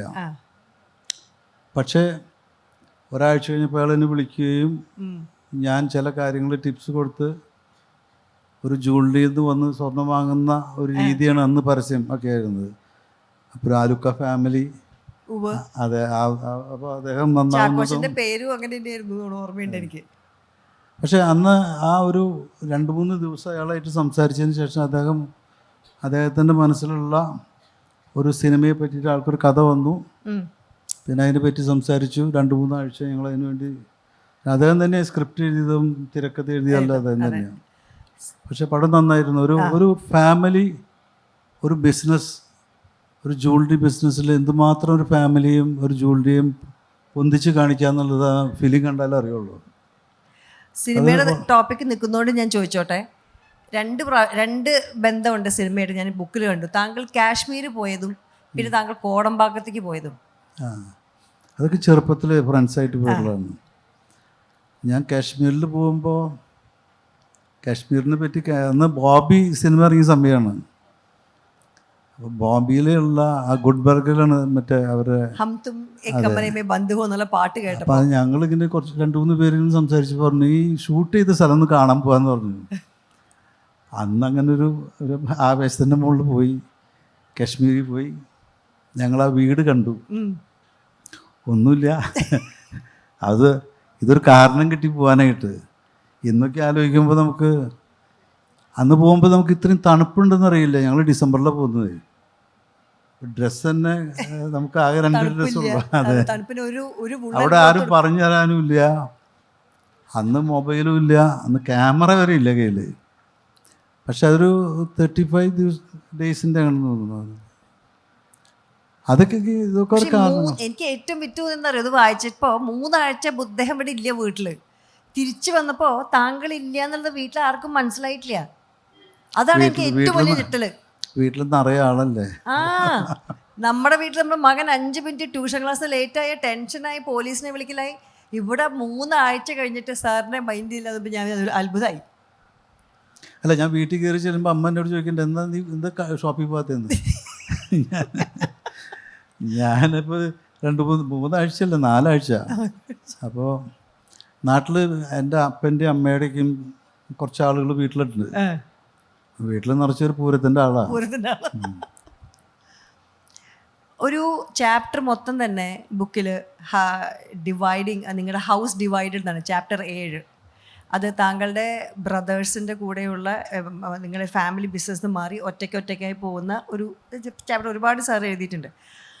അത് ആ സമയത്ത് ഇപ്പോൾ ഒരു വീട്ടിലൊരു കാര്യങ്ങൾ നടക്കുമ്പോൾ ചില ആൾക്കാർ തൃശ്ശൂർ ടിപ്പിക്കലി പറയും, അപ്പം പോയി മക്കളൊക്കെ പല വഴിക്കായിരുന്നു, റൈറ്റ്? പക്ഷെ അങ്ങനെ അല്ലാണ്ട് നിങ്ങളെല്ലാവരും തന്നെ നിങ്ങളുടെ ലെവലിലേക്ക് മാറുമ്പോൾ അന്നെല്ലാം മാനസികമായിട്ടുള്ള ഇങ്ങനത്തെ ഡിസിഷൻസ് എടുക്കാനും പിന്നെ റൈറ്റ് ഡിസിഷൻസ് എടുക്കാനും ഫെയിൽ ചെയ്യുമോ എന്നുള്ള റിസ്ക്കും എങ്ങനെയായിരുന്നു അതൊക്കെ? അല്ല, ഈ വീട്ടിൽ ബ്രദേഴ്സിൻ്റെ മക്കൾ അതൊക്കെ എൻട്രി ചെയ്യാൻ തുടങ്ങിയപ്പോഴാണ് ഇങ്ങനെ ഒരു ചർച്ച വന്നത്. പക്ഷെ ഞാനിപ്പോഴും വിശ്വസിക്കുന്നത് ഇങ്ങനെ പാർട്ടീഷൻ നടത്തുന്നത് നല്ലതാണ്. എല്ലാ ഫാമിലിയിലും അത് വേണമെന്ന് ഞാൻ പറയാം. എന്താണെന്ന് വെച്ചാൽ ആർക്കും സ്വന്തമായിട്ട് തീരുമാനമെടുക്കാനും സ്വന്തമായിട്ടുള്ള ആക്ടിവിറ്റീസ് ചെയ്യാനും, അതല്ലെങ്കിൽ നമ്മളൊരു കാര്യം പറഞ്ഞാൽ അടുത്ത ആൾ തടുക്കും. അതെ, നമ്മൾ പറയുന്ന ഇപ്പോൾ ഞാൻ തന്നെ ദുബായി പോയി കഴിഞ്ഞാൽ എന്നോട് ഷോപ്പ് തുടങ്ങാൻ പാടില്ല. എന്താണെന്ന് വെച്ചാൽ ഇറാൻ ഇറാഖ് വാർ നടക്കുക. അത് കഴിഞ്ഞു. അപ്പോൾ കുറച്ച് കഴിഞ്ഞപ്പോൾ പറഞ്ഞു കുവൈറ്റ് വാറായി. അപ്പോൾ നമ്മളെ കൊണ്ടൊന്നും തൊടിയിക്കുന്നില്ല. പിന്നെ നിർബന്ധിച്ച ഒരു കട തുടങ്ങി. പിന്നെ പാർട്ടീഷൻ എന്നുള്ള ഒരു സംഭവം വന്നപ്പോഴാണ് എനിക്കൊരു ശരിക്കും പറഞ്ഞൊരു സ്വാതന്ത്ര്യം കിട്ടിയത്. പാർട്ടീഷന് ശേഷം ഒരു 2000 മുതൽ ഞാനൊരു on and average 10 to 15 shops തുടങ്ങിയിട്ടുണ്ട്. അത് പിന്നെ അത് തുടങ്ങി അതിൻ്റെ ഇടയ്ക്ക് എനിക്ക് വേറൊരു ബിസിനസ് ഉള്ളത് മണി എക്സ്ചേഞ്ച് ബിസിനസ് ഉണ്ട്, ജോയ ലുക്കാസ് എക്സ്ചേഞ്ച്. ഇത് ഗൾഫിൽ മാത്രമേ ഉള്ളൂ. പിന്നെ ഞാൻ വേറെ 1-2 കാര്യങ്ങൾ ചെയ്യുന്നുണ്ട്. അപ്പോൾ ഇതൊക്കെയും ചെയ്യാനും ഇതൊക്കെയും സ്വന്തമായിട്ട് ആലോചിക്കാനൊക്കെ ഉള്ള ഒരു ഒറ്റയ്ക്കായപ്പോഴാണ്, ഒറ്റയ്ക്കായാലാണ് അവനവർക്ക് ഗ്രോ ചെയ്യാൻ പറ്റുള്ളൂ എന്നാണ് എനിക്ക് തോന്നുന്നത്. ചില ഫാമിലിയിൽ വളരെ വളരെ സാഹോദര്യത്തിൽ പോകുന്ന ഫാമിലികളുണ്ട്. പക്ഷെ ഞങ്ങളുടെ ഫാമിലി പോലുള്ള ഫാമിലികളിൽ ഒറ്റയ്ക്ക് പോകായിരിക്കും അതിൻ്റെ. Finance is the life of business എന്നാണ് ബുക്കിൽ കണ്ടത്. അതായത് നിങ്ങൾ ഈ കണക്കുകൾ കൃത്യമായിരിക്കണം. അപ്പോൾ ഏർലി ആയിട്ടുള്ള ഒരു ബിസിനസ് ലെസൺസ് എന്തൊക്കെയായിരുന്നു ഈ ഒറ്റയ്ക്ക് ആയപ്പോൾ ശേഷം? എൻ്റെ ഫാദറിൽ നിന്ന് പഠിച്ച കാര്യം തന്നെയാണ്. എൻ്റെ അപ്പനിടയ്ക്ക് പറയാറുണ്ട്, കുളത്തേക്കാടിൻ്റെ കച്ചവടം. കുളത്തേക്കാട് എന്ന് പറഞ്ഞൊരു ഫാമിലി ഉണ്ടായിരുന്നു തൃശ്ശൂർ. അപ്പോൾ വർഷത്തിൽ 4 ബ്രദേഴ്സും 4 മൂലയ്ക്ക് ഇരുന്നിട്ട് കരച്ചിലും പിരിച്ചിലും നിൽക്കും ബാലൻസ് ഷീറ്റ് കാണുമ്പോൾ. അപ്പോൾ കാലത്തോട്ട് രാത്രി ഒരു കച്ചവടം ചെയ്യുന്നുണ്ടെങ്കിൽ എന്താണ് ലാഭമുണ്ടോ നഷ്ടമുണ്ടോ ഇതൊന്നും പല കച്ചവടക്കാരും നോക്കാറില്ല. അപ്പോൾ നമ്മൾ ചോദിക്കുമ്പോൾ പറയും ഇത് ഒരു റോളിംഗ് ആണ് ബായ് എന്ന് പറയും. റോളിംഗ്, ഈ റോളിംഗ് എവിടെയെങ്കിലും ചെന്ന് മുട്ടും. പല കച്ചവടക്കാർക്ക് ഇങ്ങനെയുള്ള ഈ ഒരു ഡിസിപ്ലിൻ ഫിനാൻസിൻ്റെ കാര്യത്തിൽ പലർക്കും ഇല്ല. ഞാൻ തുടക്കം മുതൽ ഈ ഫിനാൻസിൻ്റെ കാര്യത്തിൽ വളരെ ഡിസിപ്ലിൻഡാണ്. ഞാൻ എപ്പോഴും ബിസിനസ് ചെയ്യുമ്പോൾ അതിൻ്റെ ലാഭനഷ്ടം നോക്കും, വർഷത്തിൽ എന്താണ് ലാഭം എന്നുള്ളത് അന്വേഷിക്കും. ഇപ്പോഴത്തെ പിള്ളേരൊക്കെ കുറച്ചൊക്കെ ഇതൊക്കെ നോക്കുന്നുണ്ടെന്ന് എനിക്ക് തോന്നുന്നത്. അപ്പം ഇതെല്ലാം കണ്ടുപിടിച്ചത് എൻ്റെ ഫാദറിൽ നിന്ന് മാത്രമാണ്. ഒരു വാക്ക് എഴുതി കണ്ടു, അതായത് നിൽക്കേണ്ടടുത്ത് നിൽക്കണമെങ്കിൽ ഓടിക്കൊണ്ടേ ഇരിക്കണം. അതിൻ്റെ അർത്ഥം എന്താ? അത് ഞാൻ പറഞ്ഞതല്ല, അത് ഞാൻ കേട്ടുള്ളത് കെന്നഡി അങ്ങോട്ട് പറഞ്ഞിട്ടുള്ളതാണ്. നിൽക്കണോടത്ത് നിൽക്കണമെങ്കിൽ ഓടിക്കൊണ്ടിരിക്കണം. ഇപ്പോൾ നമ്മൾ ഒരു ഷോപ്പ് തന്നെ നന്നായിട്ട് നടക്കണമെങ്കിൽ ഷോപ്പുകൾ തുടങ്ങിക്കൊണ്ടിരിക്കണം. നമ്മളെപ്പോഴും ഇത് വർക്ക് ചെയ്തുകൊണ്ടിരിക്കണം എന്നാണ് അതിൻ്റെ ബേസിക് അർത്ഥം. ഈ വർഷം ഞങ്ങൾ 22 ഷോപ്പ് തുടങ്ങുന്നുണ്ട്. ഈ വർഷം അടുത്ത വർഷത്തേക്കുള്ള ടാർഗറ്റ് കഴിഞ്ഞു, എൻ്റെ ഷോപ്പുകൾ എടുക്കൽ കഴിഞ്ഞു. അപ്പോൾ അതിൻ്റെ പണി നടക്കുക. അപ്പോൾ അത് അത്രയും തുടങ്ങിയില്ലെങ്കിൽ അത്രയും കോമ്പറ്റീഷനും നമ്മൾ ഒപ്പം ഓടിയില്ലെങ്കിൽ നമ്മൾ ബാക്കിലേക്ക് റിവേഴ്സ് ഗിയർ ഇട്ട പോലെ ആവും. അപ്പം ഞാൻ പറയാറുണ്ട്, ഞാൻ ജീവിച്ചിരിക്കുന്നിടത്തോളം കാലം പിന്നെ പോകാൻ പാടില്ല. ബിസിനസ്സിൽ എങ്ങനെയാണെങ്കിലും ഒരു നമ്പർ 2 എങ്കിലും ആവണം. നമ്പർ 1 ഇവിടെ വളരെയധികം പേര് ലൈനിൽ നിൽക്കുക, നമ്പർ 2 ആരുമില്ല. അപ്പോൾ ഞാൻ ചെന്നൈ ചെന്ന് പറയും ഞാൻ നമ്പർ 2 എന്ന് പറയും. അത് അവിടെ പലരും ക്ലെയിം ചെയ്യുന്നത് ഞങ്ങളെ നമ്പർ 1 ഞങ്ങളെ നമ്പർ 1 എന്നാണ്. അപ്പോൾ നമ്പർ 1 5-8 പേരുണ്ട്, അതെ നമ്പർ 2 ആരുമില്ല. അപ്പം ഞാൻ പോകണിടത്തും കൂടെ നമ്പർ 2 ആവും. അപ്പോൾ ഞങ്ങൾക്ക് ഇപ്പോഴത്തെ ഒരു ആഗ്രഹം, ഇത് അടുത്തൊരു 2 കൊല്ലത്തെ പ്ലാൻ എന്ന് പറഞ്ഞാൽ 200 ഷോറൂം ഇൻ 15 കൺട്രീസ്. പുതുതായിട്ട് ഞങ്ങൾ 2-3 കൺട്രിയിൽ വരുന്നുണ്ട്, കാനഡ, ഓസ്ട്രേലിയ ആൻഡ് ബംഗ്ലാദേശ്. അപ്പോൾ 15 കൺട്രിയിൽ 200 ഷോപ്പ്. അതും ഞങ്ങൾക്ക് ഫ്രാഞ്ചൈസി മോഡലല്ല, വേറെ പ്രൈവറ്റ് ഇക്വിറ്റിയോ അങ്ങനെയൊന്നുമില്ല. അതൊരു 1 man ആർമി. അതെ, ഈ പുസ്തകങ്ങൾ എഴുതി കഴിഞ്ഞാൽ ആൾക്കാർ പറയും, അതായത് your life is now open ബുക്കാണ്, സീക്രട്സ് ഒന്നും ഇല്ല. ഇവരോട് പറയാനായിട്ട് എന്തെങ്കിലും സീക്രട്ട് ബാക്കിയുണ്ടോ? ഈ ബുക്ക് വായിക്കുകയാണെങ്കിൽ ആർക്കും കച്ചവടം തുടങ്ങാം. ഇതിനകത്ത് ഓപ്പണായിട്ട് എൻ്റെ എല്ലാ കിതപ്പും എൻ്റെ എല്ലാ താഴ്ചയും ഉയർച്ചയും എല്ലാം എഴുതിയിട്ടുണ്ട്. എങ്ങനെ ഒരു കച്ചവടക്കാരനാവാന്നുള്ളത് ഈ ബുക്ക് വായിച്ചാൽ മതി. ഇതിനകത്ത് യാതൊരു രഹസ്യങ്ങളില്ല, ഇതെല്ലാം എൻ്റെ ഉള്ളിൽ നിന്ന് വന്നിട്ടുള്ളതാണ് എഴുതിയിട്ടുള്ളത്. ഞാൻ പലപ്പോഴും ഇങ്ങനെ പറയാറുണ്ട്, ഒരു ബുക്ക് എഴുതണം, കുറേ അനുഭവങ്ങളുണ്ട്. ഇത് എഴുതുന്ന ഒരു 60 വയസ്സായപ്പോൾ ഞാൻ തീരുമാനിച്ചു. പക്ഷേ പല കാരണങ്ങൾ കൊണ്ട് എഴുതാൻ പറ്റിയില്ല. ഒരു 65 വയസ്സായപ്പോൾ ഒരു മീറ്റിങ്ങിൽ ഞാൻ പറഞ്ഞു, ഇനി ഒരു ബുക്ക് എഴുതണമല്ലോ എന്ന് പറഞ്ഞു. അപ്പോൾ എൻ്റെ ഫിനാൻസിൽ ഒരാളുണ്ട് ദുബായിൽ, തോമസ് കറിയ എന്ന് പറഞ്ഞു. അപ്പോൾ അദ്ദേഹമാണ് ഈ ചാലഞ്ച് ഏറ്റെടുത്തന്നിട്ട് ബുക്ക് എഴുതാമെന്ന് പറഞ്ഞു. പക്ഷെ ബുക്ക് എഴുതി ഏറ്റവും നല്ല ബെസ്റ്റ് സെല്ലർ എന്നുള്ള ബുക്കായിട്ട് മാറിയിട്ടുണ്ട്. ഞങ്ങളൊരു within 2.5 മന്തിനിടയ്ക്ക് 13,000 copy Amazon through English copy പോയിട്ടുണ്ട്. അതൊരു ബിഗ് അച്ചീവ്മെൻ്റാണ്, പ്രത്യേകിച്ച് ഈ ഓട്ടോബയോഗ്രാഫിയിൽ ഇത്രയും നന്നായിട്ട് പോകാന്നുള്ളത്. എപ്പോഴും രാവിലെ എഴുന്നേറ്റൊരു മോട്ടിവേഷൻ, കാരണം ഇത്രയുമുണ്ട്, മക്കളൊക്കെ ബിസിനസ്സിലുണ്ട്, കൊച്ചുമക്കൾ ദുബായിൽ, താങ്കൾ കുറച്ചും കൂടി ഇപ്പോൾ നാട്ടിലേക്ക് വരാണ്ട് കൊച്ചുമക്കളുടെ കൂടെ ദുബായിലാണെന്നാണ് ഞാൻ അറിഞ്ഞത് എപ്പോഴും. അപ്പോൾ എവറി ഡേ രാവിലെ എഴുന്നേറ്റ് ജോലിക്ക് പോകാനുള്ളൊരു മോട്ടിവേഷൻ ഉണ്ടല്ലോ, അതെന്താണ് സാർ ഇപ്പോഴും ആ ഒരു സീക്രട്ട് സോസ്? നമ്മൾ കുറേ കാലമായിട്ട് ഇതന്നെ പണിയായിട്ടിരിക്കുക. അപ്പോൾ ഈ പണി നിർത്തി കഴിഞ്ഞാൽ, നേരം എടുത്തു കഴിഞ്ഞാൽ പിന്നെ ഈ ബിസിനസ്സിനെ പറ്റി ചിന്തയുള്ളൂ. ഞാൻ തൃശ്ശൂരൊരു വീട് പണിത്, എൻ്റെ മക്കൾ വരുന്നേ വിചാരിച്ച്. പക്ഷേ എല്ലാവരും അവിടെ ജനിച്ചു വളർന്ന കാരണം ആരും ഇങ്ങോട്ട് വരുന്നില്ല. അവർക്കൂടെ ഫ്രണ്ട്സും ഇല്ല, ആരുമില്ല. അപ്പം ഞാൻ തന്നെ അങ്ങോട്ട് ഷിഫ്റ്റായി. അപ്പം മക്കളുണ്ട്, കൊച്ചുമക്കളുണ്ട് അവിടെ. പക്ഷേ ഞാൻ അവിടെ ഇരുന്നാലും ഇന്നത്തെ ടെക്നോളജിക്ക് വെച്ചിട്ട് ഇവിടെ ഈ സ്ഥാപനങ്ങൾ കൊണ്ടു നടക്കാൻ ഞാൻ അവിടെ ഇരുന്നാലും നടക്കും. നാട്ടിലേക്ക് വരുന്നത് വലിയ ആഗ്രഹം ഉണ്ടായിട്ടാണ് ഇവിടെ വീട് പണിതത്. പക്ഷേ അൺഫോർച്ചുനേറ്റ്ലി പിള്ളേർ വരാനായിട്ടൊന്നും ആരും താല്പര്യമില്ല. ജീവിതത്തിലെ ഏറ്റവും വലിയ ആങ്കർ എന്ന് പറയുന്നത് അപ്പൻ്റെ കൂടെ തന്നെ ജീവിതത്തിലേക്ക് കടന്നു വന്ന ജോളി മാഡമാണ്, താങ്കളുടെ വൈഫ്. അപ്പോൾ താങ്കളുടെ വീട്ടിൽ വളരെയധികം ഈ ബിസിനസ് കാര്യങ്ങളായിട്ട് എപ്പോഴും യാത്രയ്ക്കായിട്ട് താങ്കൾക്കുള്ളൊരു ആങ്കർ എന്ന് പറയുന്നത് വീട്ടിലൊരു എപ്പോഴും ഒരു സാന്നിധ്യം ഉണ്ടല്ലോ. അവർ പഠിപ്പിച്ച എന്തെങ്കിലും ഒരു ഹാബിറ്റോ അല്ലെങ്കിൽ ഒരു ജീവിതത്തിലൊരു പാഠം? അങ്ങനെ ആളൊരു ദൈവഭക്തയാണ്. അപ്പോൾ ആള് പ്രാർത്ഥനയും കാര്യങ്ങളായിട്ട് നമുക്ക് ശല്യമൊന്നുമില്ല. നമ്മളിപ്പോൾ എവിടെ കച്ചവടത്തിന് പോയാലും ആൾക്ക് അത്രയും സന്തോഷമാണ്, അത്രയും കൂടുതൽ നേരം പ്രാർത്ഥനയിൽ കൂടാലോ. പക്ഷേ എന്നെ സംബന്ധിച്ച് അതൊരു വലിയൊരു സപ്പോർട്ടാണ്. അല്ലെങ്കിൽ ഞാൻ വീട്ടിൽ നിന്ന് പോയി കഴിഞ്ഞാൽ നീ എവിടെയാ, ഞാനിപ്പോൾ ഇന്ന് കാലത്ത് ഞാൻ ലണ്ടനിൽ നിന്ന് പറഞ്ഞത്. അപ്പോൾ ഇത്രയും യാത്ര ചെയ്തിട്ട് ഇവിടെ വന്നില്ലേ. അപ്പോൾ ഈ യാത്ര ചെയ്യുന്നതിൽ വീട്ടിൽ ഫാമിലിയിൽ എപ്പോഴും എങ്ങോട്ട് പോകണേ എന്താന്ന് ചോദിച്ചു കഴിഞ്ഞാൽ, അങ്ങനെ ഒരാൾ ചോദിക്കാൻ തന്നു കഴിഞ്ഞാൽ നമ്മൾ ഈ പണി കംപ്ലീറ്റ് നിൽക്കും. അപ്പോൾ എൻ്റെ ഏറ്റവും വലിയ സപ്പോർട്ടർ വൈഫ് തന്നെയാണ്. താങ്കളുടെ ബിസിനസ്സിൻ്റെ ഒരു 4 ഇത് കണ്ടു. അതായത് ഡയമണ്ട് ബിസിനസ് തുടങ്ങിയപ്പോൾ താങ്കൾ പറയണ്ടായി 4 C, അതായത് കട്ട്, കളറ്, ക്യാരറ്റ്, ക്ലാരിറ്റി, അല്ലേ? അപ്പോൾ അങ്ങനെയുള്ള ഓരോ പാഠങ്ങളാണ് താങ്കൾക്ക് അപ്പനും ബിസിനസ്സിൽ പറഞ്ഞു തന്നിരിക്കുന്നത്. ഒരു ആൾക്ക് പുതുതായി ഒരു ബിസിനസ് തുടങ്ങണമെങ്കിൽ താങ്കളുടെ ഒരു സ്റ്റേച്ചറിലിരുന്നുകൊണ്ട് താങ്കൾക്ക് ശരിക്കും ഉണ്ടാകേണ്ട ഒരു 3 ഘടകങ്ങൾ എന്തൊക്കെയാണ്?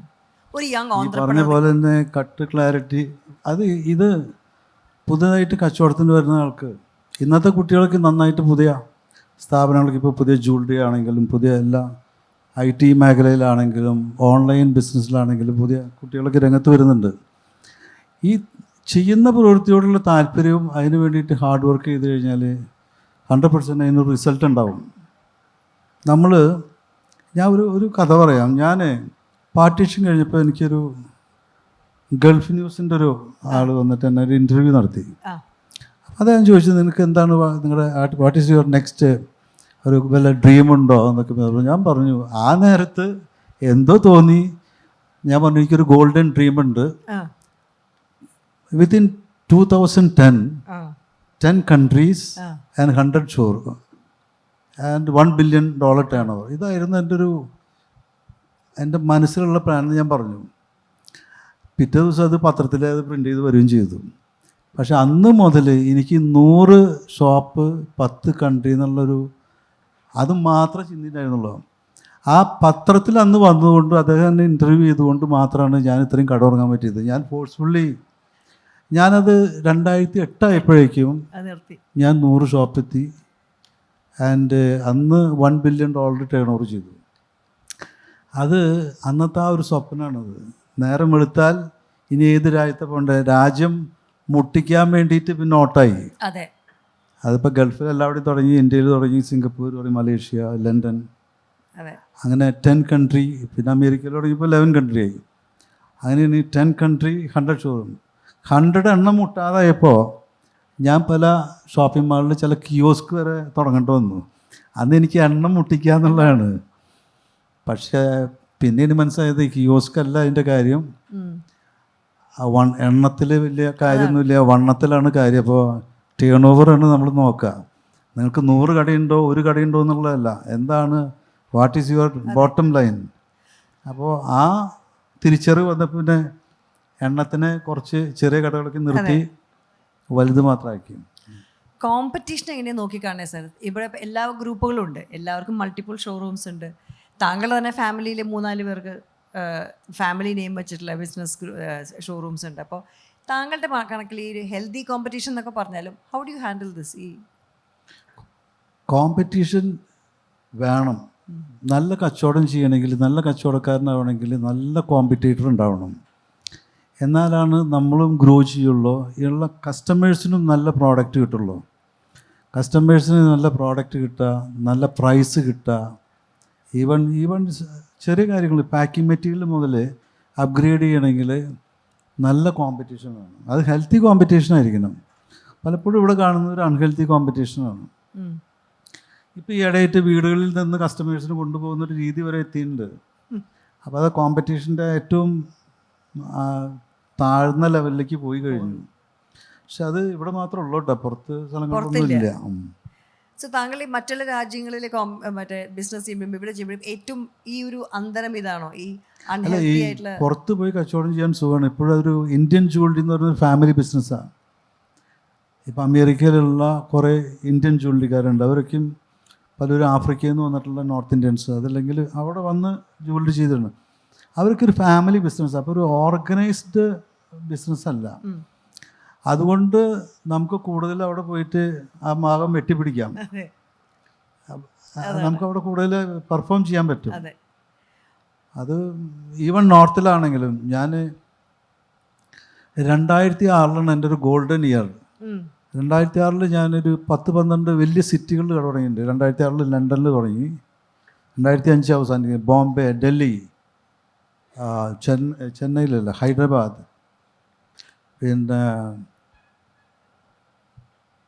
പിന്നെ കുവൈറ്റ്, അങ്ങനെ കുറേ സ്ഥലങ്ങളിൽ തുടങ്ങാൻ പറ്റി. അന്ന് ഒരു ആവേശമായിരുന്നു. നേരം വെളുത്താൽ എനിച്ചാൽ ഇതന്നെ ചിന്തയായിരുന്നു. പക്ഷെ ആ ഓട്ടം എന്ന് പറഞ്ഞാൽ 2006 2010 ആകുമ്പോഴേക്കും ഞാൻ ഒരു ലെവലിലേക്ക് എത്തി. പിന്നെ വേറെ പല ഗ്രൂപ്പുകളാണ് ഓടുന്നത്, ഞാനധികം ഓടുന്നില്ല. അതിനിടയ്ക്ക് ഞാൻ എൻ്റെ കോൺസെൻട്രേഷൻ കുറച്ച് ഒരു ലൈഫ് സ്റ്റൈൽ ബിൽഡേഴ്സ് എന്ന് പറഞ്ഞൊരു ഇത് വന്നു. അതിന് ഒരു ടെക്സ്റ്റൈൽ തുടങ്ങി, ജോളി സിൽക്സ്, അങ്ങനെ കൊച്ചു കൊച്ചു കാര്യങ്ങൾ ചെയ്തപ്പോൾ എൻ്റെ കോൺസെൻട്രേഷൻ അതിലേക്ക് പോയി. പിന്നെ ജോയ് ലുക്കാസ് എക്സ്ചേഞ്ച് എന്ന് പറഞ്ഞാൽ ഇപ്പോൾ ഒരു 96 സ്ഥാപനമുണ്ട്. അപ്പോൾ പല കാര്യങ്ങൾ ചെയ്യുമ്പോൾ നമ്മളുടെ ഒരു ഫോക്കസ് നഷ്ടപ്പെടുന്നുണ്ട്. പിന്നെ എനിക്ക് മാനുഫാക്ചറിങ് ചെയ്തിരുന്നു ജ്വല്ലറി. അപ്പോൾ നമ്മളതൊക്കെ പല ഫോക്കസ് തെറ്റിപ്പോയപ്പോൾ അതൊക്കെ നിർത്തലാക്കി ഇപ്പോൾ റീറ്റെയിൽ മാത്രം, buy and sell, no manufacturing, no distribution, no wholesale, no export, nothing. അതുകൊണ്ട് നമുക്കൊരു ഫോക്കസ്ഡ് ഉണ്ടെങ്കിൽ അതിൽ മാത്രമായിട്ട് കൂടുതൽ കാര്യം ചെയ്യാൻ പറ്റും. അതെ, അതാണ് താങ്കൾ 4 കാര്യങ്ങൾ ബിസിനസ്സിൽ പറഞ്ഞത്. അതിൽ ഒന്ന് പ്രൈസ്, ഒന്ന് കസ്റ്റമർ സെൻട്രിസിറ്റി, പിന്നെ ഒന്ന് ഈ കോംപ്ലയൻസ്, എല്ലാ എത്തിക്സ്, ആൻഡ് പിന്നെ ഉള്ളത് 3 എനിക്ക് ഓർമ്മയുണ്ട്. അപ്പോൾ അത് പിന്നെ ഈ ഒരു ലോയൽറ്റിയും, അതാണ് ഇത്രയൊക്കെ ചെയ്ത ഒരു വലിയൊരു ഒരുപാട് കാര്യങ്ങൾ നല്ലതും. താങ്കളുടെ CSRനെ കുറിച്ചൊക്കെ പുസ്തകം, എന്തെങ്കിലും റിഗ്രറ്റ്സ് ഉണ്ടോ? അങ്ങനെ ഒരു റിഗ്രറ്റ്സ് ഇല്ല. എന്തെങ്കിലും ജീവിതത്തിൽ പല വീഴ്ചകളൊക്കെ ഉണ്ടാവും, ചില തെറ്റുകളൊക്കെ സംഭവിക്കാം. തെറ്റ് സംഭവിച്ചു കഴിഞ്ഞാൽ അപ്പോൾ തന്നെ നമ്മളത് നമുക്ക് തെറ്റാണെന്ന് മനസ്സിലാക്കി കഴിഞ്ഞാൽ നമ്മളപ്പോൾ അത് മാറും. അങ്ങനെ ഭയങ്കര വലിയ ഫെയിലിയേഴ്സ് ഒന്നും ഞാൻ പുസ്തകത്തിൽ കണ്ടിട്ടില്ല.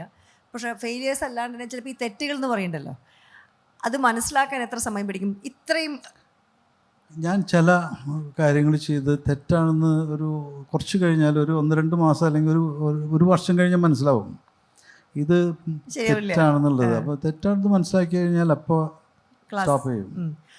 അതെൻ്റെ ലൈഫിലും പല കാര്യങ്ങളും ഞാൻ തെറ്റായിട്ട് ചെയ്യുന്നതെല്ലാം ഇപ്പം നിർത്തും. അത് തന്നെയല്ലേ സർ മനുഷ്യരും.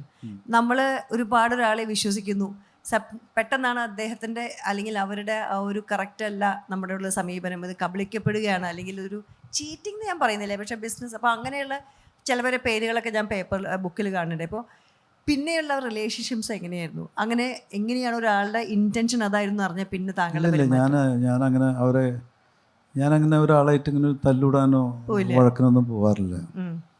പിന്നെ ആർക്കെങ്കിലും എന്നോട് അല്ലെങ്കിൽ എന്നെ പറ്റിയിട്ട് മോശമായിട്ടോ അല്ലെങ്കിൽ പല രീതിയിലും സംസാരിക്കുന്നുണ്ടെങ്കിൽ ഞാനിത് കേൾക്കുന്നില്ല, ഞാനിത് അറിയുന്നില്ല. പിന്നെ പലർക്കും എന്നെ പറ്റി അറിയില്ല, അതാണ് അതിൻ്റെ കാര്യം. ഞാൻ ദുബായിലാണെങ്കിലും ഇന്ത്യയിലാണെങ്കിലും കാലത്ത് ഓഫീസിൽ പോകും, 5:30 വീട്ടിൽ വരും. എനിക്ക് സോഷ്യൽ ആക്ടിവിറ്റി ഒന്നുമില്ല, ഒരു ക്ലബ്ബും ഇല്ല, ഒന്നുമില്ല. അപ്പോൾ ആരും എന്നെ കാണുന്നില്ല, എന്നെ അറിയാം, എന്നെ കണ്ടിട്ടില്ല. ഞാൻ പള്ളിയിലൊക്കെ പോകുമ്പോഴാണ് ഞാൻ കുറച്ച് മലയാളീനെ കാണുന്നത് എവിടെ, ദുബായിൽ. അതല്ലെങ്കിൽ ഇപ്പം എൻ്റെ മകള് കല്യാണത്തിന് ചോദിച്ചു, അപ്പം എൻ്റെ ഫ്രണ്ട്സിനെ വിളിക്കണില്ലേ, ഞാൻ ആരാണ് ഫ്രണ്ട്സ്, നമ്മുടെ ഷോപ്പിലുള്ള ഓഫീസിലുള്ളവർ തന്നെ. അല്ലാണ്ട് ഇത് കാലത്ത് അവിടെ പോയി രാത്രി വരുന്നു, ദുബായിൽ നിന്ന് ഇവിടെ വന്നു കഴിഞ്ഞാൽ ഓഫീസിൽ പോകണു, വീട്ടിൽ പോകണു. അപ്പോൾ അതിന് ഇൻ ബിറ്റ്വീനിൽ ആരുമില്ല. പിന്നെ ആളുകൾക്ക് എന്നെ പറ്റി അറിയാതെ പല കഥകളും ഇങ്ങനെ തൊടുത്തു വിടും. അത് ഞാൻ അല്ല എന്ന് പറയാൻ പോയി കഴിഞ്ഞാൽ അതിന് വേറെ ആൾ അത് പിന്നെ ഇങ്ങോട്ട് ചോദിക്കാൻ വരും. നമ്മൾ മൗനം വിദ്വാനും ഭൂഷണം, നമ്മൾ അങ്ങനെയുള്ള കാര്യങ്ങളിലൊന്നും നോ കമൻസ്. ആദ്യം താങ്കൾ വാങ്ങിച്ച വാഹനം ഒരു രാജ്ദൂത് ബൈക്കാണ്, പിന്നൊരു ജാവ, പിന്നെ ഒരിക്കൽ താങ്കൾ ഇങ്ങനെ നിൽക്കുമ്പോൾ തെങ്ങിൻ്റെ ചോട്ടിൽ ഒരു ഓലയുടെ ഇടയിൽ കൂടെ ഒരു വിമാനം പോണുണ്ട്. ഇത് പുസ്തകത്തിലില്ല, അത് എനിക്കൊരാൾ പറഞ്ഞു തന്നാ. അപ്പോൾ എപ്പോഴെങ്കിലും ഇതിലിരിക്കണം എന്ന് തോന്നിയ താങ്കൾക്ക് വീട്ടിൽ നിന്ന് വാങ്ങിക്കാനുള്ള ഭാഗ്യം ഉണ്ടായി. അപ്പോൾ ഈ വാഹനങ്ങളോടൊക്കെ ഉള്ള ഈ ഭ്രമം എങ്ങനെയാണ്? എനിക്ക് പ്ലെയിൻ വലിയ ഇഷ്ടമായിരുന്നു, പ്ലെയിൻ വാങ്ങണം. അപ്പോൾ ഞാനൊരു 98 ഞാൻ എൻ്റെ ചേട്ടനോട് ചോദിച്ചു, നമുക്കൊരു പ്ലെയിൻ വാങ്ങാം. അപ്പോൾ ഞാനും വഹാബ് എന്ന് പറയുന്നത്, എനിക്കറിയാം വഹാബ്, അദ്ദേഹം ഞാനും കൂടിയിട്ട് ഒരു എയർ ഷോന് കാണാൻ പോയി. അപ്പോൾ ആള് ആകെ 1,20,00,000 വിലയുള്ളൂ ഒരു സിംഗിൾ എഞ്ചിൻ ചെറിയ പ്ലെയിൻ. അപ്പോൾ ഞാൻ ചേട്ടൻ്റെ അടുത്ത് ചോദിച്ചു, ചേട്ടാ ഇതിനൊരു പ്ലെയിൻ വാങ്ങട്ടെ. അപ്പോൾ ആൾ പറഞ്ഞൊരു കാര്യം ചെയ്യും, നീ വാങ്ങിക്കോ, കടയുടെ മുമ്പിൽ ഇടാൻ പറ്റുമോ എന്ന് ചോദിച്ചു. അത് 4 പേരെ കാണിക്കണ്ടേ പ്ലെയിനുള്ളവരോ. അത് നടന്നില്ല. അപ്പോൾ പാർട്ടീഷൻ കഴിഞ്ഞപ്പോൾ ഞാൻ ആദ്യം പറഞ്ഞത്, പ്ലെയിൻ വാങ്ങാനായിട്ട് ഇനി നിങ്ങളുടെ അനുവാദം വേണ്ടല്ലോ. പാർട്ടീഷൻ കഴിഞ്ഞ് 2 കൊല്ലം കഴിയുമ്പോൾ പ്ലെയിൻ വാങ്ങി. അത് അന്നിത് ആവശ്യമായിരുന്നു പ്ലെയിൻ വാങ്ങാന്നുള്ളത്. പുതിയ കടകൾ തുടങ്ങാനായിട്ട്, അന്ന് യാത്ര ചെയ്യാനായിട്ട് പ്ലെയിൻ വളരെ അത്യാവശ്യമായിരുന്നു. ഇന്നൊന്നും ആവശ്യമില്ല. അതെ. പിന്നെ എന്താ പറയുക, താങ്കളുടെ വീട്ടിൽ താങ്കൾ ഫിഷ് കറി ഒരു സിഗ്നേച്ചർ ഡിഷാന്ന് എഴുതി കണ്ടു. അതൊക്കെ ഇങ്ങനെ ഒരു സാഹചര്യത്തിൽ പഠിച്ചതാണ്. അത്യാവശ്യം കുക്ക് ചെയ്യാനൊക്കെ വലിയ താല്പര്യമുള്ള ആളാണ്. ഇത് മുഴുവൻ നോക്കി പറയുകയാണെങ്കിൽ ആർക്കെങ്കിലും ബുക്ക് വാങ്ങുന്ന ആഗ്രഹമുള്ള ആള് വാങ്ങാണ്ടാവും. ഞാനതാണ് ക്വസ്റ്റ്യൻസ് കൊടുക്കുന്നതിന് മുമ്പ്. അപ്പോൾ ഈ പുസ്തകത്തിന് ശരിക്കും പറയുകയാണെന്ന് വെച്ചിട്ടുണ്ടെങ്കിൽ പേര് അഡ്വഞ്ചറസ് ജോയ് എന്നാണ് വേണ്ടത്. Spreading joy of course. കാരണം താങ്കളുടെ ഓരോരോ ഘട്ടങ്ങളും, യുദ്ധം വന്നു, ലീമൻ ബ്രദേഴ്സ് പോലെ ഫിനാൻഷ്യൽ ലോസുകൾ വന്നു, ലോകാകമാനം, പാൻഡമിക് വന്നു, ഇങ്ങനെയുള്ള പ്രശ്നങ്ങളിൽ ഒരുപാട് മൾട്ടിപ്പിൾ വേൾഡ് ഇവൻറ്റ്സിൽ താങ്കൾ പിന്നെയും മുന്നോട്ട് സ്വർണ്ണം ഒട്ടും പിന്നോട്ട് പോയിട്ടില്ല. അത് താങ്കളുടെ ഭാഗ്യം. ഇത് വെച്ച് ഞാൻ ചോദ്യം ചോദിക്കാൻ പോവാണ് ആൾക്കാരുടെ അടുത്ത്. ശ്രീ ജോയ് ആലൂക്കാസിനോടുള്ള ക്വസ്റ്റ്യൻസ് ആർക്കുണ്ടെങ്കിൽ ചോദിക്കാം. അതാ ഒരാൾക്ക് അവിടെ ചോദ്യമുണ്ട്, ഒന്ന് മയക്ക് കൊടുത്തോളൂ.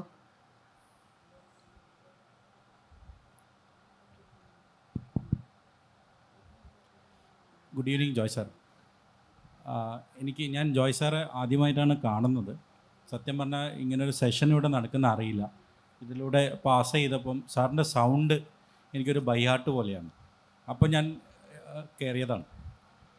സാറ്, ഞാൻ ആ ബുക്ക് സത്യം പറഞ്ഞാൽ ഇവിടെ എത്തിയപ്പോഴാണ് സാർ ആ ബുക്ക് ഇറക്കിയതും സ്പ്രെഡിങ് ദ ജോയ് എന്നാണ് എന്നൊക്കെ പറഞ്ഞു. പക്ഷേ സാറിന് എന്നെ അറിയില്ല, പക്ഷേ എനിക്ക് സാറെ അറിയാം. സാറിൻ്റെ ഏറ്റവും പോസിറ്റീവായി ഞാൻ എന്നും കാണുന്നത്, സാർ എപ്പോഴും ഇങ്ങനെ ചിരിച്ചും കൊണ്ടാണ്. കോഴിക്കോട് ഭാഷയിൽ പറഞ്ഞാൽ ഭയങ്കര ചിരിയായിരിക്കും. സാർ ഇത്രയും ഓർക്കുന്നത്, എനിക്കതൊരു പേഴ്സണൽ ക്വസ്റ്റ്യനാണ് സാർ, ക്ഷമിക്കാൻ ചോദിക്കാൻ. സാറിന് ഇതിന് മുന്നേ ഡിപ്പാർട്ട്മെൻറ്റ് വൈസ് നിന്ന് ഒരു എനിക്ക് ഏത് ഡിപ്പാർട്ട്മെൻറ്റാണെന്ന് അറിയില്ല, ഒരു ഇൻകം ടാക്സ് ആണോ ഇതാണോ എന്ന് അറിയില്ല. അന്ന് സാറ് ന്യൂസൊക്കെ വന്ന സമയമാണ്. അന്ന് അതേ ദിവസം എൻ്റെ കടയിലും ഈ GSTക്കാർ കയറിയിരുന്നു. അപ്പോൾ ഞാൻ ആകെ ടെൻഷൻ അടിച്ച് രാത്രി എത്തുമ്പോൾ സാറെയാണ് എനിക്കൊരു വീഡിയോ ഇതിൽ സാർ അതിന് റിപ്ലൈ കൊടുക്കുന്നുണ്ട്. അപ്പോൾ അതുവരെ ഞാൻ ടെൻഷൻ അടിച്ച ഞാൻ നോക്കുമ്പോൾ സാറെയാണ് കാണുന്നത്. സാറിൻ്റെ പൂജ എത്രയാണെന്ന് എനിക്കറിയില്ല, അതിൻ്റെ 10% പൂജ എൻ്റെ ഇന്ന് വന്നിട്ടില്ല. പക്ഷേ സാർ അതിനെ എന്താ പറയുക, അതിനെ റിയാക്ട് ചെയ്തത് ഒരു പോസിറ്റീവ് ഇതിലായിരുന്നു. പലപ്പോഴും അതിന് കഴിഞ്ഞിട്ട് പല ആസ്പെക്റ്റിലും സാർ ഈ പറഞ്ഞ പോലെ ഫ്ലൈറ്റ് വാങ്ങിയ കഥയൊക്കെ ഞാൻ അങ്ങനെ വായിക്കുന്ന ആളല്ല, പക്ഷേ ഇങ്ങനെ സാറെ പോലത്തെ ആൾക്കാരെ ഫോളോ ചെയ്യുന്ന ആളാണ്. കാരണം ഇന്നല്ലേ നാളെ ജോയ ആലുക്കാസ് ആവണം എന്ന് ആഗ്രഹിക്കുന്ന ഒരു ചെറിയ ഹോട്ടൽ കച്ചവടക്കാരനാണ് കോഴിക്കോട് അങ്ങാടിയിൽ. അപ്പം ഞാൻ ആ പ്രാക്ടിക്കൽ എക്സ്പീരിയൻസ് എന്ന് സാറോട് ചോദിക്കുകയാണ്, എങ്ങനെ സാർ ചിരിക്കാൻ പറ്റും? കാരണം സാറിൻ്റെ ബുക്ക് വായിക്കാനുള്ള ക്ഷമ എനിക്കില്ല, കാരണം ഞാനിപ്പോൾ ഓടിക്കൊണ്ട് നിൽക്കുകയാണ് സാർ നേരത്തെ പറഞ്ഞ പോലെ. അതെങ്ങനെയാണ് എപ്പോഴും ഇങ്ങനെ ചിരിച്ചുകൊണ്ടിരിക്കുന്നത് എന്നുള്ളൊരിത് പ്രത്യേകിച്ച് ഒരു കച്ചവടക്കാരനായി ഞാൻ അറിയേണ്ടതാണ്. കാരണം ഇതിന് ചിരിക്കാൻ 2 കാരണങ്ങൾ. എൻ്റെ പേര് തന്നെ ജോയ് എന്നാണ്. അപ്പോൾ എൻ്റെ പേര് ജോയ്. പിന്നെ ഞാനിങ്ങനെ കഴിഞ്ഞു പോയ കാര്യങ്ങൾ റിഗ്രറ്റ് ചെയ്യാറില്ല. ഞാൻ ഒരു ഇൻസിഡൻറ്റ്, എൻ്റെ എറണാകുളം ഒരു ബിൽഡിംഗ് കത്തി. അന്ന് ടെക്സ്റ്റൈലും ജൂവലറി ഉണ്ടായിരുന്ന അത് കത്തിയപ്പോൾ ഞാനന്ന് തൃശ്ശൂരായിരുന്നു. ഞാനൊരു 12 മണിക്ക് ഒരു എംപ്ലോയി വിളിച്ച് പറഞ്ഞു, ഇവിടെ കെട്ടിടം കത്തുണ്ടെന്ന് പറഞ്ഞു. ഞാൻ പറഞ്ഞു, നീ അവിടുന്ന് മാറിക്ക്, ഇനി അത് നിൻ്റെ തലയിലേക്കൊന്നും വീഴണ്ട. അത് ഞാൻ കിടന്നുറങ്ങി. ഞാനൊരു 4 മണിയായപ്പോൾ വീണ്ടും ഹോട്ടലിലേക്ക് ആൾ എന്ന് പറഞ്ഞു. അപ്പോൾ ഞാൻ തൃശ്ശൂരാണ്. അതിൽ കത്തിയത് നിന്നിട്ടില്ല എന്ന് പറഞ്ഞു. ഇത്ര നേരമായിട്ട് കത്തിയിട്ട് നിന്നിട്ടില്ലേ? അത് കഴിഞ്ഞ് ഞാൻ നേരം വെളുത്ത് 9 മണിയായപ്പോൾ TV ഉറക്കത്തിൽ നിന്ന് എന്നിട്ട് 8 മണിക്ക് TV ഓൺ ചെയ്തപ്പോൾ കെട്ടിടം കത്തണം. അപ്പോഴും നിന്നിട്ടില്ല. അപ്പോൾ അതിനിടയ്ക്ക് ഒരു 5 മണിയായപ്പോൾ എന്നെ ഒരു എംപ്ലോയി വിളിച്ച് പറഞ്ഞു, കെട്ടിടം നിന്ന് ആടുണ്ടെന്ന്. അവനെ ഇങ്ങനെ കത്തണമെന്ന് കാണുന്നപ്പോൾ അവനതിന് തോന്നണതായിരിക്കും ആടുണ്ടെന്നുള്ളത്. ഞാൻ പറഞ്ഞു, നീ അതിൻ്റെ മുമ്പിൽ നിന്ന് മാറിക്കഴിഞ്ഞ് തലയിലേക്ക് വീഴണ്ട. അപ്പം ഞാൻ പറഞ്ഞു വന്നത്, നമുക്ക് പല ഇൻസിഡൻറ്റും പല രാജ്യത്തും ഉണ്ടായിട്ടുണ്ട്, പല ഡിപ്പാർട്ട്മെൻറ്റും ഉണ്ടാവും. അത് ഇതിൻ്റെ ഒരു പാർട്ടാണെന്ന് വിചാരിച്ചാൽ മതി. ഇത് പാർട്ട് ഓഫ് ദി ഗെയിം. നമ്മൾ അതിനെപ്പറ്റി ദുഃഖിക്കേണ്ട. നിങ്ങൾ കച്ചവടം ചെയ്യാൻ നിൽക്കുകയാണെങ്കിൽ പല പ്രശ്നങ്ങളുണ്ടാവും. പിന്നെ നേരത്തെ പറഞ്ഞു, ഞങ്ങൾ ജൂവലറി കൊടുക്കുമ്പോൾ സന്തോഷത്തോടു കൂടി ജോയ് അടക്കം കൊടുക്കുന്നത്. പിന്നെ എൻ്റെ വീട്ടിൽ ചെന്ന് കഴിഞ്ഞാൽ എൻ്റെ വൈഫിൻ്റെ ഒരു ജോളി എന്നാണ്. അപ്പോൾ അവിടെയും ഇതുതന്നെയാണ് പ്രശ്നം. അപ്പോൾ ഞങ്ങളുടെ ഇടയിൽ അങ്ങനൊരു പ്രശ്നങ്ങളായിട്ട് ഇപ്പോൾ എംപ്ലോയീസിൻ്റെ, എനിക്കിപ്പോൾ മോർ ദാൻ 10,000 എംപ്ലോയീസ് ഉണ്ട് എല്ലാ സ്ഥാപനത്തിലും കൂടിയിട്ട്. അപ്പോൾ ഈ 250ഓളം സ്ഥാപനങ്ങൾ ഞാൻ നടത്തുന്നുണ്ട്, ഇൻക്ലൂഡിങ് മണി എക്സ്ചേഞ്ച്. ഇതിനെല്ലാവിടെയും എന്നും പ്രശ്നങ്ങളുണ്ടാവും. പ്രശ്നം ഇല്ലെങ്കിലാണ് ഞങ്ങൾക്ക് പ്രശ്നം ഉണ്ടാവുക. എന്നൊരു പ്രശ്നം ഉണ്ടായില്ലല്ലോ എന്നുള്ളതാണ്. പക്ഷേ അതെല്ലാം ഞങ്ങൾ വളരെ സന്തോഷത്തോടു കൂടിയിട്ട് അത് തരണം ചെയ്യും. അതിന് ടെൻഷൻ അടിച്ച് നിൽക്കാറില്ല. നേരത്തെ പറഞ്ഞതിൻ്റെ ഉത്തരം, എൻ്റെ പേര് തന്നെ എൻ്റെ കാരണമാണ്, ജോയ് ആണ്. ഞങ്ങളെല്ലാം ജോയ്ഫുള്ളായിട്ടാണ് ചെയ്യുക. Hello sir, my name is Arjun and my question to you would be that as you very well know, gold is a non-renewable resource, which means that it can get completely used up one day and it cannot be replaced. അങ്ങനെയുള്ള ഒരു സിറ്റുവേഷനെ കുറിച്ചിട്ട് എപ്പോഴെങ്കിലും ചിന്തിച്ചിട്ടുണ്ടോ? അതായത് വിൽക്കാൻ സ്വർണം ഭൂമിനടിയിൽ ഇല്ലാത്തൊരു സന്ദർഭത്തിനെ കുറിച്ചിട്ട് എപ്പോഴെങ്കിലും ചിന്തിച്ചിട്ടുണ്ടോ? ഞാൻ ചോദിക്കാനുള്ള കാരണം, ജോയ ലുക്കാസ് ദി ബ്രാൻഡിൻ്റെ ടാഗ് ലൈൻ തന്നെ വേൾഡ്സ് ഫേവറേറ്റ് ജ്വല്ലർ എന്നുള്ളതാണ്. സോ അങ്ങനെയുള്ള ഒരു സിറ്റുവേഷൻ സാറിൻ്റെ മൈൻഡിൽ എപ്പോഴെങ്കിലും വന്നിട്ടുണ്ടോ എന്നുള്ളതിനെ കുറിച്ചൊന്ന് അറിയാൻ വേണ്ടിയിട്ടാണ്. ഞങ്ങളുടെ പാർട്ടീഷന് മുമ്പ് ഞങ്ങളുടെ കമ്പനിയുടെ ടാഗ് ലൈൻ, നിങ്ങളുടെ താല്പര്യങ്ങൾക്ക് എപ്പോഴും ഒരു പണിത്തൂക്കം മുന്നിൽ നിന്നായിരുന്നു. പാർട്ടീഷൻ കഴിഞ്ഞപ്പോൾ അത് പ്രദേശത്ത് തന്നെ ഞാൻ കൊടുത്തു, എനിക്കത് വേണ്ടെന്ന് പറഞ്ഞു. ഞാൻ അവിടെ ദുബായിൽ നിന്നിട്ട് വേൾഡ്സ് ഫേവറേറ്റ് ജൂവലർ എന്നാക്കിയതിന് പകരം വേൾഡ്സ് നമ്പർ 1 ജൂവലർ എന്നാക്കി. അപ്പോൾ പലരും ക്ലെയിമായി വന്നു, ഇത് വേൾഡ്സ് നമ്പർ 1 എന്ന് പറഞ്ഞാൽ ഞങ്ങൾ നമ്പർ 1 എന്ന് പറഞ്ഞു. അപ്പോൾ ഞാൻ വേൾഡ്സ് നമ്പർ 1 22 കാരറ്റ് ജൂവലർ എന്നാക്കി. ഇത് കഴിഞ്ഞിട്ട് ഒരു ലെവൽ കഴിഞ്ഞപ്പോഴാണ് നമ്മളെന്ന് വിചാരിച്ചത് അതൊരു അഹങ്കാരമാണോ എന്നൊരു സംശയം. ആ അഹങ്കാരത്തിൽ നിന്ന് വേൾഡ്സ് ഫേവറേറ്റ് കുറച്ചും കൂടി സോഫ്റ്റാക്കി വേൾഡ്സ് ഫേവറേറ്റ് ജൂവലർ എന്നാക്കി. ഞങ്ങൾ എപ്പോഴും ഇനി ഭൂമിക്കടിയിൽ ഗോൾഡ് കുറഞ്ഞോ കൂടിയോ ഒന്നും അന്വേഷിക്കേണ്ട. ഞങ്ങൾക്ക് അവിടെ കുറഞ്ഞിട്ടുണ്ടെങ്കിൽ ഇനി ചന്ദ്രനിൽ നിന്നോ വേറെ വല്ലയിടത്തുനിന്ന് ഇമ്പോർട്ട് ചെയ്യുന്ന സമയം അപ്പോഴേക്കും ആവും. ഞാൻ എപ്പോഴും എൻ്റെ ജീവിതകാലം എന്തൊക്കെയാണെന്നുള്ള അന്വേഷിക്കുന്നുള്ളൂ. അടുത്ത ജനറേഷനുണ്ടോ, ഭൂമിയുണ്ടോ, നമുക്കൊന്നും അന്വേഷിക്കേണ്ട കാര്യമില്ല. അതുണ്ടോ, ഉണ്ടാവാണ്ടിരിക്കാം. ഉള്ള കാലത്ത് ഭംഗിയായിട്ട് ചെയ്യാം. ഇന്ന് ആവശ്യത്തിലും കൂടുതൽ സ്വർണ്ണം എല്ലാവിടെയും കണ്ടുപിടിക്കുന്നുണ്ട്. ആഫ്രിക്കയിൽ കഴിഞ്ഞാൽ ഓസ്ട്രേലിയയിൽ ധാരാളം ഗോൾഡ് എന്ന് പറയുന്നു. ഇപ്പോൾ റഷ്യൻ കൺട്രീസിൽ ധാരാളം ഗോൾഡ് ഉണ്ട്. ഗോൾഡ് നന്നായിട്ട് അവൈലബിൾ ആണ്. അതിനെപ്പറ്റി നമ്മൾ ആവശ്യമില്ലാത്ത കാര്യങ്ങൾ ചിന്തിക്കേണ്ട കാര്യമില്ല. അടുത്ത ചോദ്യം. നമസ്കാരം സാർ, ഞാൻ വിജയൻ, പാലക്കാട്. സാർ സാർ, നമ്മൾ ഇപ്പം മുന്നിലെ കാലങ്ങളിവിടെ ഓരോ ദിവസങ്ങൾ കഴിയുന്തോറും ഗോൾഡിനോടുള്ള ആകർഷണം കൂടി വരുന്നുണ്ട്. പണ്ട് ഗോൾഡിനോടൊന്നും ഇത്ര റെസ്പെക്റ്റ് ഇല്ലായിരുന്നു. Gold as a deposit or ancestral thing we use to keep. ഇപ്പോൾ ഡിസൈനർ സാരി പോലെ ഡിസൈനർ ആഭരണങ്ങൾ വരാൻ തുടങ്ങി. നിങ്ങളുടെ മാർക്കറ്റിംഗ് തന്ത്രങ്ങളും മാറി വരുന്ന മാർക്കറ്റിംഗ് മനസ്സുകളും, ഞങ്ങളൊക്കെ ഭയങ്കര മാർക്കറ്റിംഗ് മനസ്സുള്ളവരായി. അടുത്ത വീട്ടുകാരനേക്കാൾ ഓരോ പോയിന്റിലും എക്സൽ ചെയ്യണം. അപ്പോൾ ഇങ്ങനെ ക്രമേണ ഇതിൻ്റെ ആവശ്യങ്ങൾ വർദ്ധിച്ചു വരുമ്പോൾ ഞങ്ങളുടെ ഒരു ഭയങ്കര ചങ്ക് ഓഫ് എമൗണ്ട് പുറത്ത് പോകുന്നുണ്ട്, പണിക്കൂലിയും ചെയ്താരുമായിട്ട്. ഞാനിപ്പം ഒരു 100 ഗ്രാം സ്വർണം രാവിലെ ആലൂക്കാസ് നിന്ന് വാങ്ങിയിട്ട് 2 മണിക്കൂർ കഴിഞ്ഞ് ആലൂക്കാസ് കൊണ്ട് പൈസ ഇല്ല വിൽക്കുക, പിന്നെ ജ്വല് വാങ്ങുക. അങ്ങനെ ഒരു 2 ദിവസം കൊണ്ട് 0 ആക്കാൻ പറ്റും. എൻ്റെ 100 പവൻ 2-3 ദിവസം കൊണ്ട് 100 പവൻ്റെ കോസ്റ്റ് ഒരു 20,000 റുപ്യയിലേക്കോ 30,000 റുപ്യയിലേക്കോ വരും. ഇതല്ലാതെ ഇപ്പോൾ മെറ്റൽ ഇൻവെസ്റ്റ്മെൻറ്റ് എന്ന് പറഞ്ഞിട്ടൊരു ബോണ്ടിനെ പറ്റിയിട്ടൊക്കെ വായിച്ചു. നമ്മൾ ആ വെയ്റ്റ് ഓഫ് ഗോൾഡ് കറൻസി ആയിട്ട് അന്ന് റിസർവ് ബാങ്കിൽ രജിസ്റ്റർ ചെയ്ത് വെക്കാണ്. ഈ നമ്മുടെ ഡെപ്പോസിറ്റും നമ്മുടെ നീക്കിയിരിപ്പും നമ്മുടെ സ്വപ്നങ്ങളും പണവും ഒക്കെ നമ്മുടെ അധ്വാനത്തിൻ്റെ മിച്ചമൂല്യമാണല്ലോ. എൻ്റെ കയ്യിൽ എക്സസ് വരുന്ന മണിയാണ് എൻ്റെ ഗോൾഡ് ഓർ എൻ്റെ പൊങ്ങച്ചം ഓർ സംതിങ് ലാദാറ്റ്. ഞാൻ വേറെ പ്രയോറിറ്റീസിലേക്ക് വെച്ചിരിക്കുന്നതിനെ ഞാൻ സ്വർണ്ണമാക്കി കൺവേർട്ട് ചെയ്യുന്നു. ഈ പ്രോസസ്സിൽ പണിക്കൂലി ഉള്ള പണിക്കാർക്കും നിങ്ങൾ വ്യാപാരികൾക്കുമല്ലാതെ കോർപ്പറേറ്റഡ് സോഷ്യൽ റെസ്പോൺസിബിലിറ്റിയുടെ ഭാഗമായിട്ട് നിങ്ങൾക്ക് എല്ലാവർക്കും കൂടെ വല്ലതും ചെയ്യാൻ പറ്റുമോ? അല്ലെങ്കിൽ വൺ മോർ തിങ്സ്, ഈ അവബോധം ഉണ്ടല്ലോ, എന്തിനാണ് ഈ സ്വർണത്തിന് മാത്രം ഇത്രയധികം ആകർഷണം? അത് അഡ്വർടൈസ്മെൻറ്റിൻ്റെ ഭാഗമായിട്ട് ഉണ്ടാക്കിയെടുക്കുകയാണോ? ഈ വേൾഡ് ഓവർ ഇതിനേക്കാൾ മെല്യബിലിറ്റിയും ഡക്റ്റിലിറ്റിയും ലൈഫൊക്കെ ഉള്ള വേറെ മെറ്റൽസ് ഉണ്ടോ? എന്തുകൊണ്ട് മനുഷ്യൻ്റെ ആകർഷണം അതിലേക്ക് പോകുന്നില്ല? Why gold? അതാണ് എൻ്റെ ചോദ്യം. ഇതിലിപ്പോൾ നേരത്തെ പറഞ്ഞല്ലോ, ഈ പുതിയ ജനറേഷൻ, ഇപ്പോൾ പുതിയ ജനറേഷൻ്റെ ഒരു പ്രത്യേകത കാണുന്നത്, എഡ്യൂക്കേഷൻ ഉണ്ടെങ്കിൽ കുട്ടികൾ പറയും ഞങ്ങൾക്ക് സ്വർണം വേണ്ടെന്ന് പറയും. അത് എന്ത് പണിയാണ് ഈ എഡ്യൂക്കേഷനിൽ കൊടുക്കണമെന്ന് മനസ്സിലാവുന്നില്ല. പഠിപ്പ് കഴിഞ്ഞാൽ കുട്ടികൾ ഞങ്ങൾക്ക് സ്വർണം വേണ്ട, ഞങ്ങൾക്ക് പാരയാണ്. ഇപ്പോൾ ഈ പഠിപ്പ് തന്നെ, എഡ്യൂക്കേഷൻ തന്നെ ഞങ്ങൾക്ക് വല്ലാത്തൊരു പ്രശ്നമായിട്ടിരിക്കുന്നത്. ഇന്നത്തെ ഒരു കോളേജിൽ പോയിട്ട് ഒരു 100 കുട്ടികളുടെ അടുത്ത് ചോദിക്കുന്നത് നിങ്ങൾ കല്യാണത്തിന് സ്വർണം, ഞങ്ങൾ ആർക്കും സ്വർണം വേണ്ട. അപ്പോൾ പാരൻസ് നിർബന്ധിക്കണം സ്വർണം നിങ്ങൾ ഉപയോഗിക്കണം എന്ന്. അതുകൊണ്ടാണ് നമ്മൾ ഈ ബ്രാൻഡ് അംബാസിഡർക്കും പ്രായമുള്ളവരിടണേ. പാരൻസിന് റെക്കഗ്നൈസ് ചെയ്യാൻ പറ്റുന്നത് ഒന്നുമില്ലെങ്കിൽ വലിയ പ്രായമുള്ള ആൾക്കാരെയാണ്. ഇന്നത്തെ യങ്സ്റ്റേഴ്സിന്, പാരൻസിന് 50-60 വയസ്സ് കഴിഞ്ഞ ആളുകൾക്ക് പുതിയ നടിനന്മാരെ അറിയില്ല. അതാണ് ഒരു കാരണം. പിന്നെ ഈ നേരത്തെ പറഞ്ഞല്ലോ ഗോൾഡ് പ്രൈസിൻ്റെ കാര്യം പറഞ്ഞല്ലോ, നിങ്ങൾ പറഞ്ഞതിൽ തെറ്റുണ്ട്. ഗോൾഡ് പ്രൈസിൽ മേക്കിംഗ് ചാർജ് എന്ന് പറഞ്ഞു. ഇപ്പം നിങ്ങൾ ഷർട്ട് ഉപയോഗിക്കുന്നുണ്ട്, നിങ്ങൾ ഷർട്ട് വാങ്ങിയപ്പോൾ മേക്കിംഗ് ചാർജ് കൊടുത്തിട്ടില്ല, അത് ഇൻക്ലൂഡഡ് ആണ്. നിങ്ങൾ കാറ് വാങ്ങുന്നുണ്ട്, കാറ് വാങ്ങിച്ച് തിരിച്ചു കൊടുത്ത പൈസ കിട്ടില്ല. നിങ്ങൾക്ക് ആകെ കിട്ടുന്നത് സ്വർണം മാത്രമേ ഉള്ളൂ.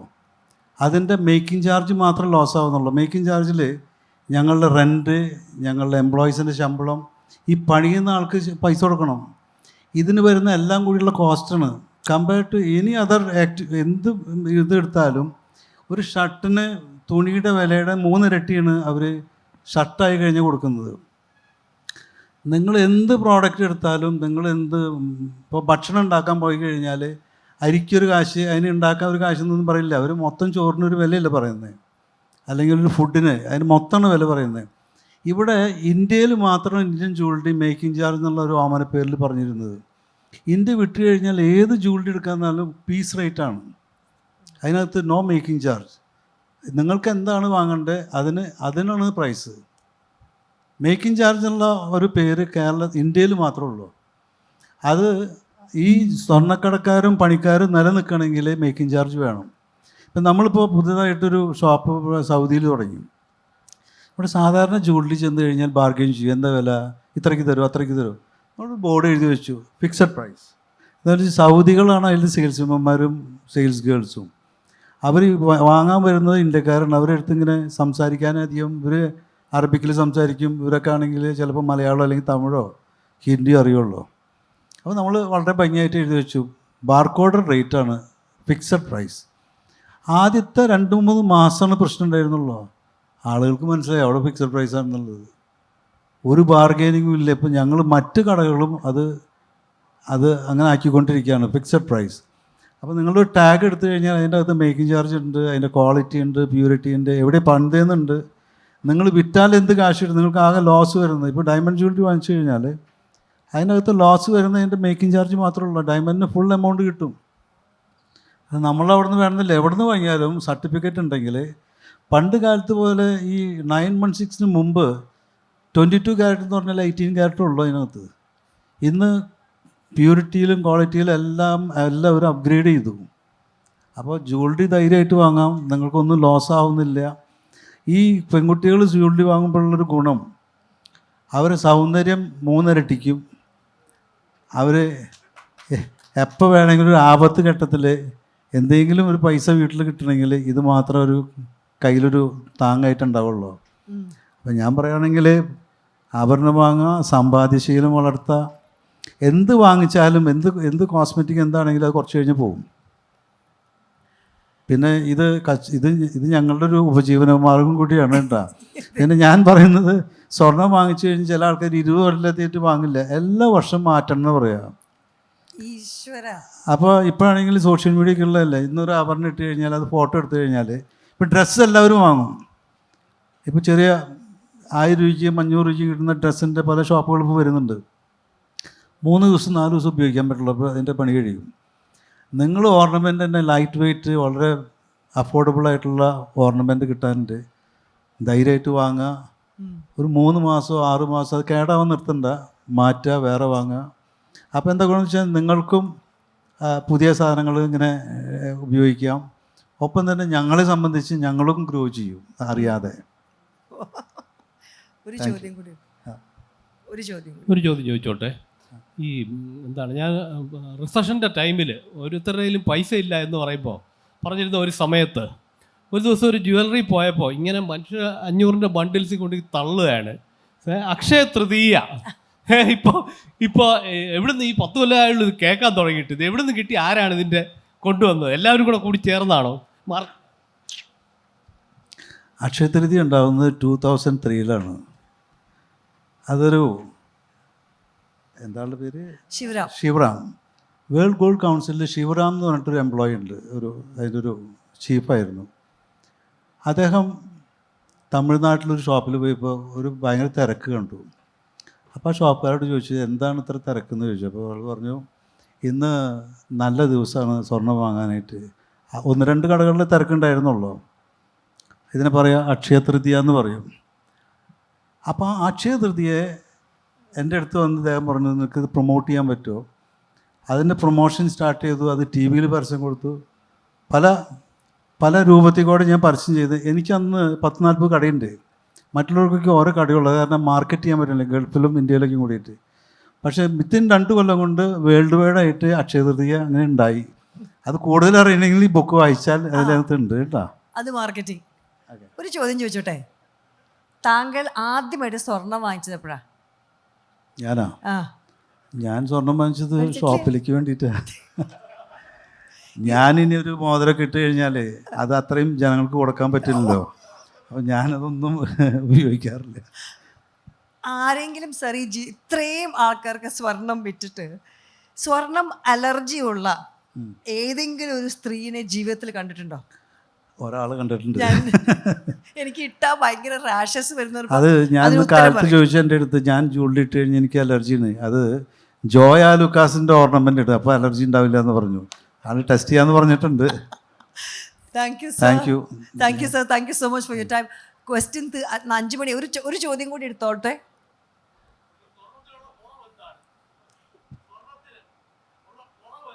സ്വർണത്തിനുള്ള കുറവ് ഒരു എന്താ? കുറവുമില്ല. നിങ്ങൾ ആരും ജോയൽക്കാസ് ജ്വല്ലറി പോയിട്ട് ഇന്ന് മുതൽ ആഭരണം വാങ്ങാൻ പൈസ കൊടുക്കണ്ട, എൻ്റെ പേര് പറഞ്ഞാൽ മതി. സത്യമാണോ? ചോദിക്കും? നാളെ തലക്കെട്ടാണത്, പല റീൽസ് വരും.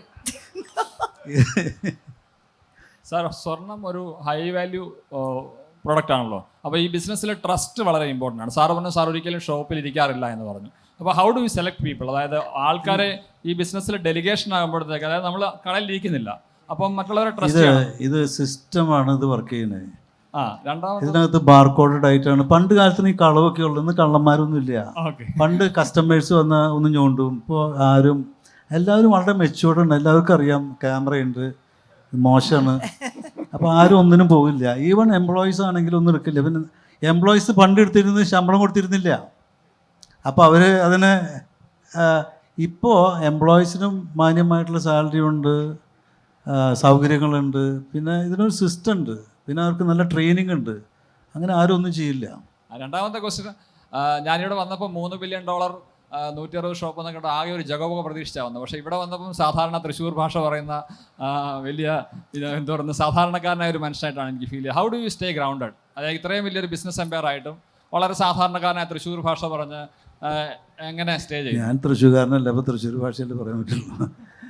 ഇതെൻ്റെ പ്രകൃതമാണ്, അല്ലാണ്ട് ഇത് അങ്ങനെ നമ്മളിങ്ങനെ താഴെ വന്ന് സംസാരിക്കുന്നതല്ല. ഇത് ഇതെൻ്റെ ഒരു ജനറ്റിക്കാണ്. Thank you thank you so thank you much. Four